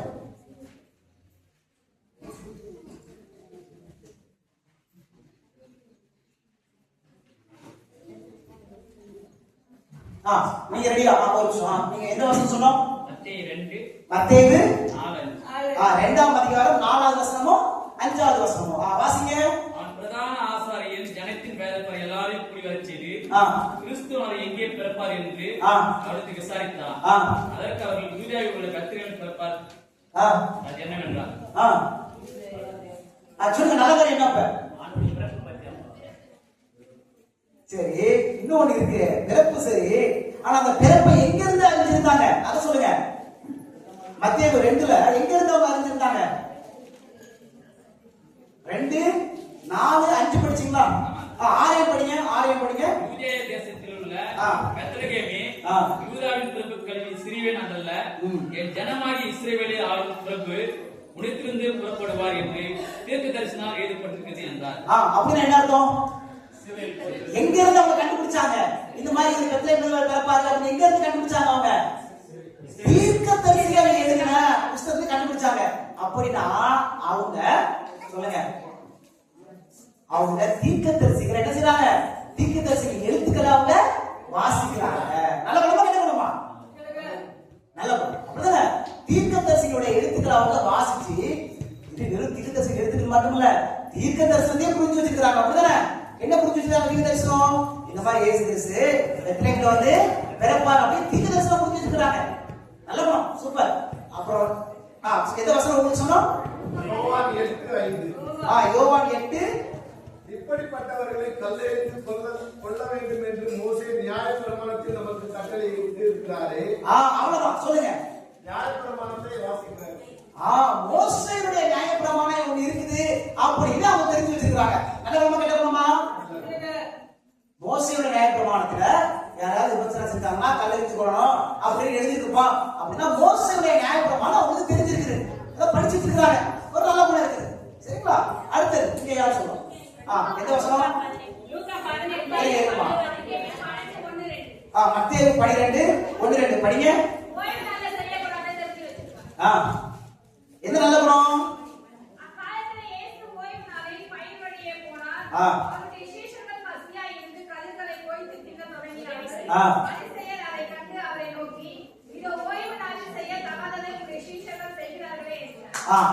என்ன நல்ல குணம் சொல்லுங்க. ஏதோ ஓய்வு நாள்ல எதை செய்யணும் செய்யக்கூடாது அதை கொஞ்சம் தெரிஞ்சு வச்சிருக்காங்க. ஆனா முழுசாலாம் தெரியல, ஆனா தெரிஞ்சு வச்சிருக்காங்க. சரிங்களா? ஓகே. அடுத்து வேற என்ன நல்ல குணம்?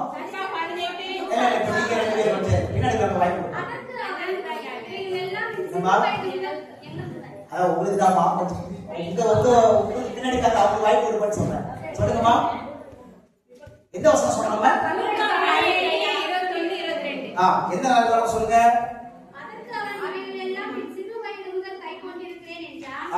இயேசு அதை கேட்டு, இன்னும் உன்னிடத்தில் ஒரு குறை உண்டு, உனக்கு உண்டானதை எல்லாம் விற்று தரித்திரருக்கு கொடு, அப்பொழுது பரலோகத்திலே உனக்கு பொக்கிஷம் உண்டாயிருக்கும், பின்பு என்னை பின்பற்றி வா என்றார். 20 வசனமா? 20 வசனம் 20 வசனத்துல விபச்சாரசியாருக்கு பாயாக, கொலைசியாருக்கு பாயாக, கலர்ச்சியாருக்கு பாயாக சொல்லிருக்கீங்க. என்ன பாயிண்ட்? கற்பனையை கை கொள்ள வேண்டும் அப்படின்னு. சரிங்களா? சரி, இப்ப எத்தனை பார்த்துட்டோம்?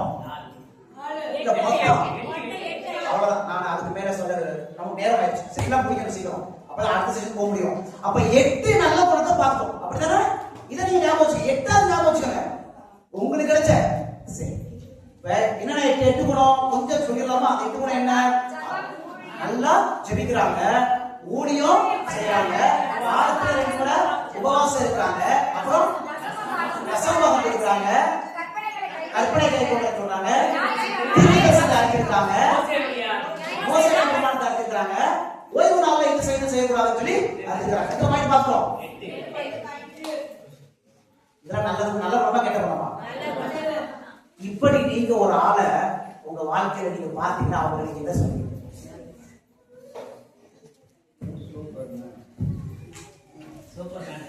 நான் ஒரு முறை நான் வந்து ஒரு நர்ஸ் பிளஸ் ஊழியர் செஞ்சுருக்கேன். சரிங்களா? நான் வந்து ஆபரேஷன் தியேட்டர்ல நான் எம்எஸ்சி நர்சிங் முடிச்சுட்டு ஆபரேஷன் தியேட்டர்ல நான் வேலை செய்யறேன். பிளஸ் எங்கெல்லாம் நேரம் கிடைக்குதோ ஊழியத்தையும் நான் என்ன செஞ்சுக்கிறேன், செஞ்சு கொண்டு வரேன். அப்ப நான் மூணாவது ஹாஸ்பிட்டல் வேலை செஞ்சுருக்கும் போது ஒரு போர்டுல அந்த நல்ல குணத்தை எல்லாம் எழுதி வச்சுட்டு அந்த டாக்டர்ஸ் நர்சஸ் எல்லாம் இருந்தாங்க. இப்ப நீங்க சொல்லுங்க, அவங்களுக்கு என்ன பேர் கொடுப்பீங்க நீங்க சொல்லுங்க அப்படின்னு சொன்னேன். அங்க இருந்த ஒரு டாக்டர், ஞாபகம் டாக்டர் விவேக் ஒருத்தர் அங்க இருந்த என்ன சொன்னா தெரியுமா, ஹோலி பீப்புள் அப்படின்னு சொன்னாரு. என்ன பேர் கொடுப்போம் நம்ம? பரிசுத்தவான்கள் அப்படின்னு சொன்னேன். அப்ப நான் சொன்னேன், வாங்க போலாம். நீங்க பரிசுத்தவான்கள் பேர் கொடுப்பீங்க, சூப்பர்மேன் அது நம்ம பேர் கொடுப்போம். ஆனா ஏசப்பா என்ன பேர் கொடுப்பாரு கொஞ்சம் பாத்துருவோமா அப்படின்னு வாங்க மத்தேயு 23ஆம் அதிகாரத்துக்கு போவோம் அப்படின்னு அவங்க கூப்பிட்டுருக்கோம். போலாமா எல்லாரும்? எல்லாரும் நீ யார் வாசிக்கலாம்னா, ஏன்னா நான் முழு வசனத்தை வாசிக்க போறதுல வசனம் சொல்றேன். மத்தேயு 23ஆம் அதிகாரம் போக இப்ப ஏசப்பா இவங்களுக்கு என்ன பேர் கொடுக்கிறாரு அப்படின்னு ஏசப்பா மத்தேயு 23ஆம் அதிகாரத்துல 13ஆவது வசனத்துல முதல் கொஞ்சம் எனக்கு கீழ்படிங்க. நான் வாசிக்கிறேன்னு சொன்னா கொஞ்சம் கீழ்படிங்க. மத்தேயு 23ல 13ஆம் வசனத்துல மாயக்காரராகிய என்ன பேரு? என்ன பேரு? ஷாக்கா இருக்கா இல்லையா? 8 நல்ல காரியம், அது சாதாரண நல்ல காரியம் இல்ல, எக்ஸ்ட்ராடினரியான கேரக்டர். அது அவ்வளவு உன்னதமான மேலான குணம். அவங்களுக்கு ஆண்டவர் என்ன பேர் வைக்கிறாரு? மாயக்காரன்னு சொல்லிட்டாரு. அது மாத்திரம் இல்ல, 16வது வசனத்துல 16ல குருடரான வழிகாட்டிகளே என்ன பேர் சொல்லிட்டாரு? அவங்க குருடனா பூமியையும் சமுத்திரத்தையும் தாண்டி ஊழியம் செய்யறாங்க. அவங்கள பார்த்து அவங்க என்ன சொல்லிட்டாரு? குருடரே அப்படின்னு சொல்லிட்டாரு. 17வது வசனம் 17ல சரி அப்படி மதிவேடரே. மதினா என்னது? தமிழ் டீச்சரா இருந்தா மதினா என்னது? மதினா என்னது? அறிவு. என்ன சொல்றாரு ஆண்டவரே? ஆனா அவங்க தீர்க்கதரிசிகளெல்லாம் தெரியும், தீர்க்கதரிசிகள வாக்கியங்கள்லாம் தெரியும். ஆனா ஆண்டவர் அவங்க என்ன சொல்றாரு? எப்பா உனக்கு அறிவே இல்லப்பா அப்படின்னு சொல்றாரு. இன்னொன்னு சொல்றாரு பாருங்க, ரொம்ப ஷாக்கிங்கா இருக்கும். என்ன சொல்றாருமா? 33ஆவது வசனம் 33ல என்ன சொல்றாரு? 33ல சர்ப்பங்களே, விரியன் பாம்பு, அப்புறம் நரக ஆக்கினைக்கு எப்படி இப்ப எங்க ஃபிட் பண்ணிட்டாங்க? நாலாவது பேர் என்ன சொல்றாருன்னா சர்ப்பமே அப்படின்னு சொல்றாரு. சர்ப்பம்னா யாரு?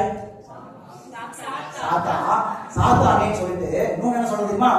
நீ எப்படிப்பா இந்த நரக ஆக்கினைக்கு தப்பிக்க போற? எனக்கு பிரியமான தேவனுடைய பிள்ளைகளே யோசிச்சு பாருங்க, 8 நல்ல காரியம் இருக்கு. ஆனா ஆண்டவர் என்ன சொல்றாரு? நீ மாயக்காரன், நீ மதிகர, நீ குருட, நீ சர்ப்பம், உனக்கு பரலோகம் கிடைக்காது, உனக்கு என்ன கிடைக்கும்? ஏன் இயேசு அப்படி சொன்னாரு? எனக்கே செஞ்சு பார்த்துருக்கோம். நல்ல குணம் தானே, அதுல ஏதாவது அவங்க கொலை செஞ்சாங்களா, விபச்சாரம் செஞ்சாங்களா, அவங்க செய்யறதுலாம் நல்லது அப்படிதான் நம்ம பாக்குறோம். ஆனா ஏன் இயேசு அப்படி சொன்னா தெரியுமா? ஒரே ஒரு வசனம் வாசிட்டு அப்படியே முடிக்க போறோம். மற்றதெல்லாம் உங்களுக்கு போக ஒரே ஒரு வசனம் அதை மாத்திரம் வாசிட்டு நம்ம அதை முடிக்க போறோம். இந்த செஷன் நம்ம முடிக்க போறோம். ஏன் ஏசப்பா அப்படி சொன்னாங்க அப்படின்னா, லூக்கா புத்தகம் 11ஆம் அதிகாரம் 42வது வசனம். லூக்கா 11ஆம் அதிகாரம் 42. உங்களுக்கு ஐயோ, நீங்கள் ஒருத்தலாமலும் தசமபாகம் கொடுத்து நியாயத்தையும் வேத அன்பையும் விட்டுவிட்டீர்கள். என்ன பிரச்சனை அவங்கள்ட்ட? நீங்க தசமபாகம் கொடுக்குறீங்கப்பா, ஆனா என்ன இல்ல, நியாயத்தையும் தேவ அன்பையும் விட்டு விட்டீர்கள். அப்ப என்ன பிரச்சனை? இன்னொரு இடத்துல யோவான் 5:42, இது வந்து லூக்கா 11:42 அப்படிதானே? இன்னொரு இடத்துல ஏசப்பா யோவான் 5:42 என்ன சொல்றாரு பாருங்க. யோவான் 5ஆம் அதிகாரம் தேவ அன்பு இல்லை என்று உங்களை அறிந்திருக்கிறேன். அவ்வளவுதான். யோவான் 5:42ல ஏசப்பா என்ன சொன்னாரு? உலகத்துல என்ன இல்ல, தேவ அன்பு. அப்ப இந்த 8 காரியம் நல்ல காரியம் அவங்க செஞ்சாங்க. ஆனா எது இல்லாம செஞ்சாங்க? அன்பு இல்லாம செஞ்சாங்க. என்ன பாடம்? என்ன பாடம் சொல்லிருங்க, முடிச்சிருங்க. அன்பு இல்லாம நல்ல காரியத்தை செய்ய முடியுமா? முடியாதா? முடியாதா? ஆனா செஞ்சாங்களா இல்லையா? செஞ்சாங்க. உங்களுக்கு புரியுதா நான் சொல்றது? இத பரிசேயர் 8 நல்ல காரியம் செஞ்சாங்க இல்லையா? ஆனா ஆண்டவர் சொல்றாரு அந்த நல்ல காரியத்தை நான் என்ன செய்ய மாட்டேன், ஒத்துக்கவே மாட்டேன்ப்பா. பாருங்க, அவங்க கெட்ட காரியத்தை சொல்ல வரல, நல்ல காரியம். இன்னைக்கு பிசாசு நம்ம எதுல சோதிப்பாங்கன்னா கெட்ட காரியத்தை இல்ல, நல்ல காரியத்தை அவன் சோதிச்சுக்குவான். உங்களுக்கு புரிஞ்சு முடியுங்களா? அந்த நல்ல காரியத்தை எப்படி விட செஞ்சுருவான் அப்படின்னா, நீ பைபிள் படின்னு சொல்லிடுவான், ஆனா அன்போடு படிக்க மாட்டான். நீ ஜெபம் பண்ணுன்னு சொல்லிடுவான், ஆனா தேவன் மேல இருக்கிற அன்பினால நம்ம ஜெபிக்க வைக்கலாம். ஊழியம் செய்யன்னு சொல்லிடுவான், ஆனா தேவன் மேல இருக்கிற அன்பினால ஊழியம் செய்ய விட மாட்டான். அப்ப எதுக்கு ஜெபம் பண்ண வைப்பான்? எதுக்கு பைபிள் படிக்க வைப்பான்? எதுக்கு ஊழியம் செய்ய வைப்பான்? ஆண்டவர் சொல்லியிருக்காரு, சகல ஜாதிகளுக்கு போய் சிஷ்யராக்கு சத்தியத்தை அறிவி. அதனாலதான் போவான் தவிர பொறுப்பு கடமை ஆண்டவர் சொல்லிட்டாரு நான் செய்வேன் அப்படின்னு எழுத்தின் வழியாக தான் அவன் கீழ்ப்படிவான் தவிர தேவன் மேல இருக்கிற அன்பினாலயா இல்ல விசுவாசி மேல இருக்கிற அன்பினால போய் அவன் அந்த ஊழியத்தை செய்ய மாட்டான். அப்படிப்பட்ட ஊழியம் ஆண்டுடைய பார்வையில சாத்தான எடுத்து வந்த ஊழியம். நம்மளும் காலையில் எழுந்து பைபிள் படிக்கிறோம், அப்படிதானே? காலையில் எழுப்பி பைபிள் படிக்கிறேன். ஒரு சில பேர் கேட்டு பாருங்க, எதுக்குப்பா காலையில் எழுந்து பைபிள் படிக்கிறேன்னு கேட்டா என்ன சொல்ல தெரியுமா? இன்னைக்கு காலையில் எழுந்து பைபிள் படிச்சாதான் இந்த நாள் நல்லா இருக்கும், இல்லாட்டா இன்னைக்கு நாள் நல்லா இருக்காது. பைக்ல போகும்போது எங்கேயாவது ஆக்சிடென்ட் ஆயிரும், அதனால பைபிள் படிப்போம். இன்னைக்கு காலையில் எழுந்து பைபிள் படிச்சாதான் இந்த நாளைக்கு எக்ஸாம் இருக்குது, நான் 10th எக்ஸாம் பாஸ் ஆயிடுவேன், 12th எக்ஸாம் பாஸ் ஆயிடுவேன், அதுதான் பைபிள் படிப்பான்.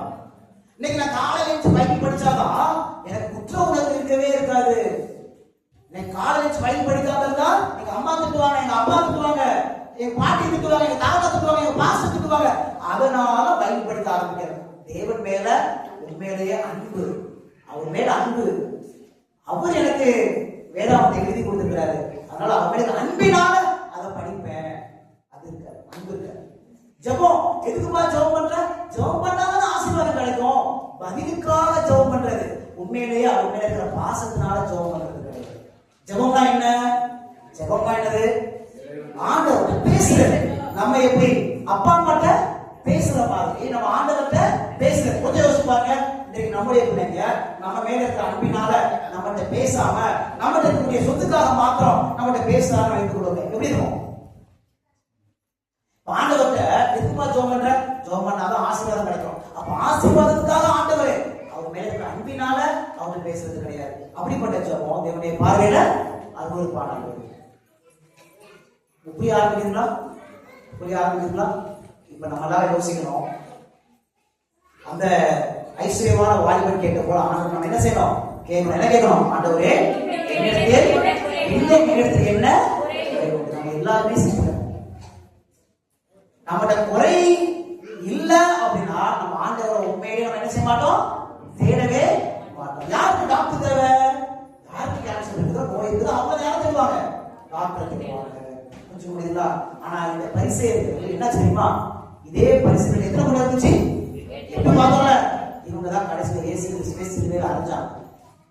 ஏன்னா அவங்களுக்கு அவங்களுடைய குறைய அவங்க உணரவே இல்ல. கடைசி வரைக்கும் நாங்க நிரம்பின பாத்திரம் நினைச்சு கடைசியா இவங்களை காப்பாற்ற வந்த இயேசு கிறிஸ்துவையே அவங்க நினைச்ச சிலுவையில அடைஞ்சிட்டாங்க. இப்படிதான் நடக்கும். என்னைக்கு நீங்களும் நானும் நம்முடைய ஆவிக்குரிய வாழ்க்கையில நம்முடைய பெருமைய, நம்முடைய நிர்வாணத்தை, நம்முடைய குறைகளை நம்ம உணர்வையோ ஒவ்வொரு நாளும் இயேசு கிறிஸ்துவை காயப்பட்டுதான் இருப்போம், துக்கப்பட்டுதான் இருப்போம். உண்மையிலேயே உள்ளத்தின் ஆழத்திலிருந்து அவர் நம்ம என்ன செய்ய மாட்டோம்? தேட மாட்டோம். புரிஞ்சு முடியுங்களா? இன்னைக்கு நம்ம எத்தனை காரியம் படிச்சோம்? 3 காரியம் தான். ஒன்னு ஐஸ்வர்யாகிய வாலிபன், இரண்டாவது சகோதரியா, மூணாவது என்னது? பரிசேயர் ஆசாரிய வேலைக்காரர். சரிங்களா? ஆனா ஆண்டவர் நம்மகிட்ட என்ன எதிர்பார்க்கிறாரு? அவங்க எதிர்பார்க்கறதுனா என்ன அப்படின்னா, அப்பா உன்னிடத்துல என் அன்பு இருக்கா? உண்மையிலே நீ என்ன நேசிக்கிறாயா? பேதுருட்ட கேட்டார்ல எத்தனை முறை? என்ன நேசிக்கிறாயா? என்ன நேசிக்கிறாயா? என்ன நேசிக்கிறாயா? ஆண்டவர் கேட்கிறாரு, எப்பா என்ன உண்மையிலே நேசிக்கிறியா? நீ ஊழியம் செய்கிற, நீ ஜெபிக்கிற, நீ ஆலயத்துக்கு வர, தசமம் கொடுக்குற, காணிக்கை கொடுக்குறேன், அதை வச்சுட்டு நீ நிரம்பட பார்த்த மாதிரி நீ இருக்கிறியப்பா, ஆனா உண்மையிலேயே நீ என்னை நேசிக்கிறாயா? ஆண்டவர் எதிர்பார்க்கறதே மேலான அன்புதான். ஆண்டவர் சொல்றாருல 1 கொரிந்தியர் 13ஆம் அதிகாரத்துல, நான் எல்லாவற்றையும் செய்தாலும் ஒன்றுமே கிடையாது. இதுதான் பரிசேய வாழ்க்கையில இருந்துச்சு. அவங்க வாழ்க்கை என்ன இல்ல, தேவனுடைய அன்பு காணப்பட வேண்டும். ஒரு போதகர் ஒருவர் அந்த கதை சொல்லி முடிக்கிறேன். இந்த போதகர் பேர் வந்து வில்லியம். இந்த போதகர் பேர் என்னது? வில்லியம். இந்த போதகர் பெரிய போதகர், அபிஷேகம் பண்ணப்பட்ட ஒரு போதகர், பெரிய போதகர், அபிஷேகம் பண்ணப்பட்டவர். என்னாச்சு தெரியுமா? இவர் என்ன நினைச்சிட்டு இருந்தாருன்னா, என் வாழ்க்கையில நான் சரியா தான் இருக்கிறேன் அப்படின்னு நினைச்சு கொண்டே இருந்தார்.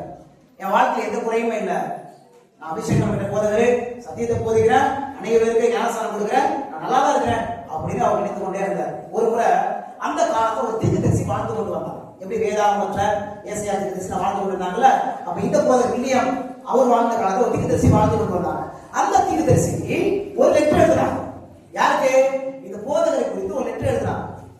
இப்ப இந்த போதகர் ஒரு இடத்துல ஊழியம் செஞ்சுட்டு இருக்கிறாரு.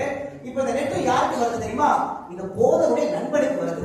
இப்ப இந்த நண்பன் அந்த லெட்டரை வாங்கி வாசித்தாரு. வாசித்த உடனே அந்த லெட்டர்ல என்ன எழுதி கண்டுபிடிச்சாச்சு. அந்த தீர்க்கதரிசி என்ன எழுதிருக்காங்க? இந்த போதகருடைய முறைகள் எல்லாம் எழுதிருக்காங்க. ஆனா இந்த போதகர் என்ன எழுதிட்டு இருக்காரு?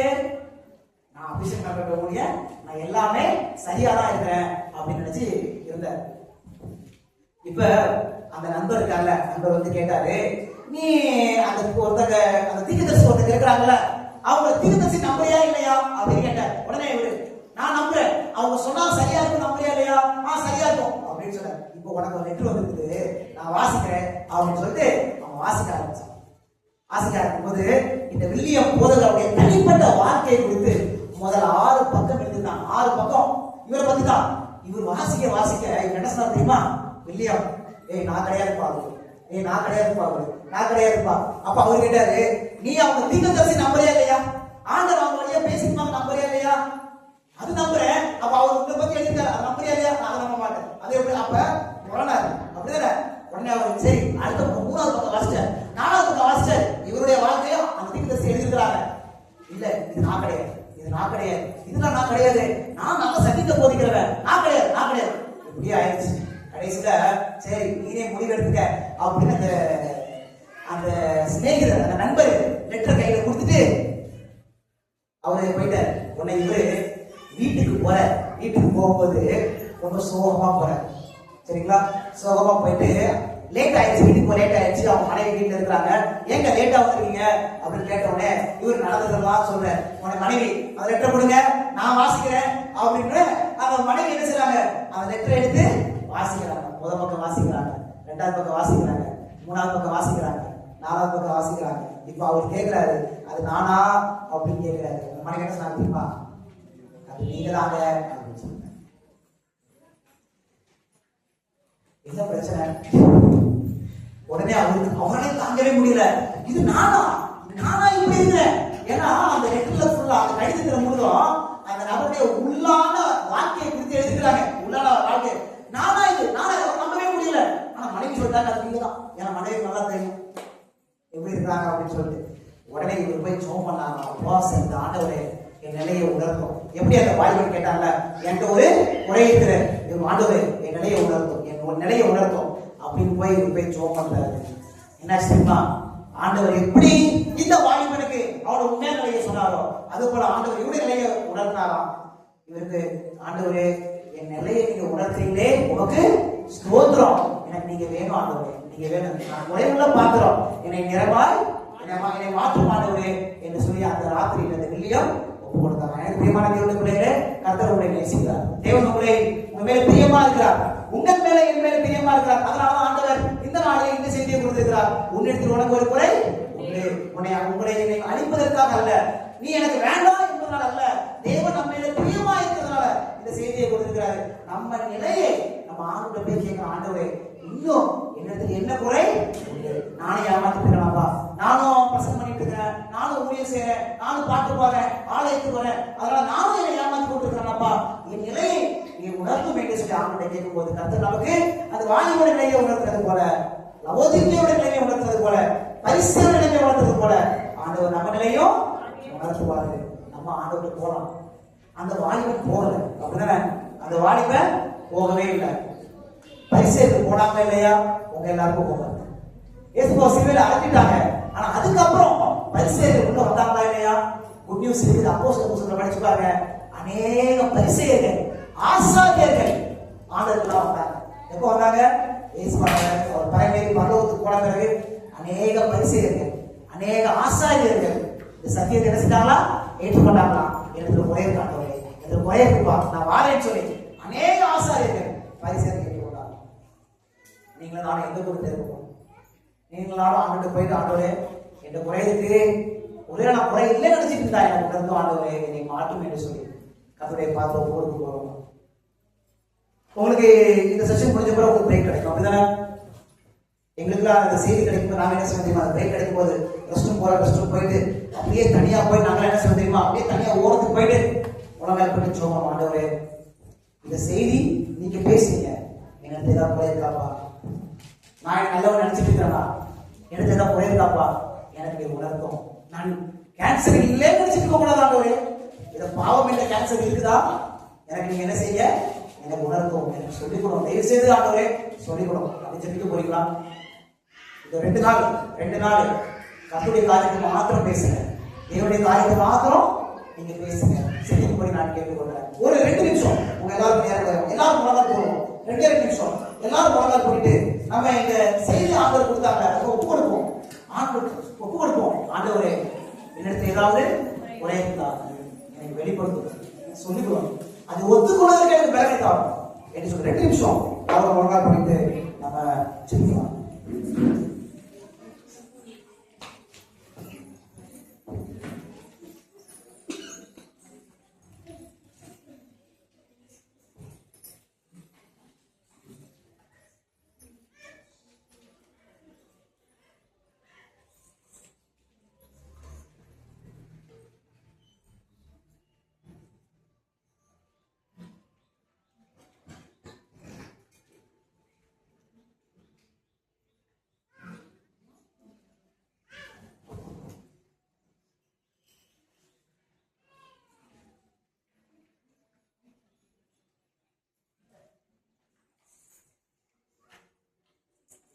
எங்கள் அன்புள்ள பிதாவே, ஆண்டவரே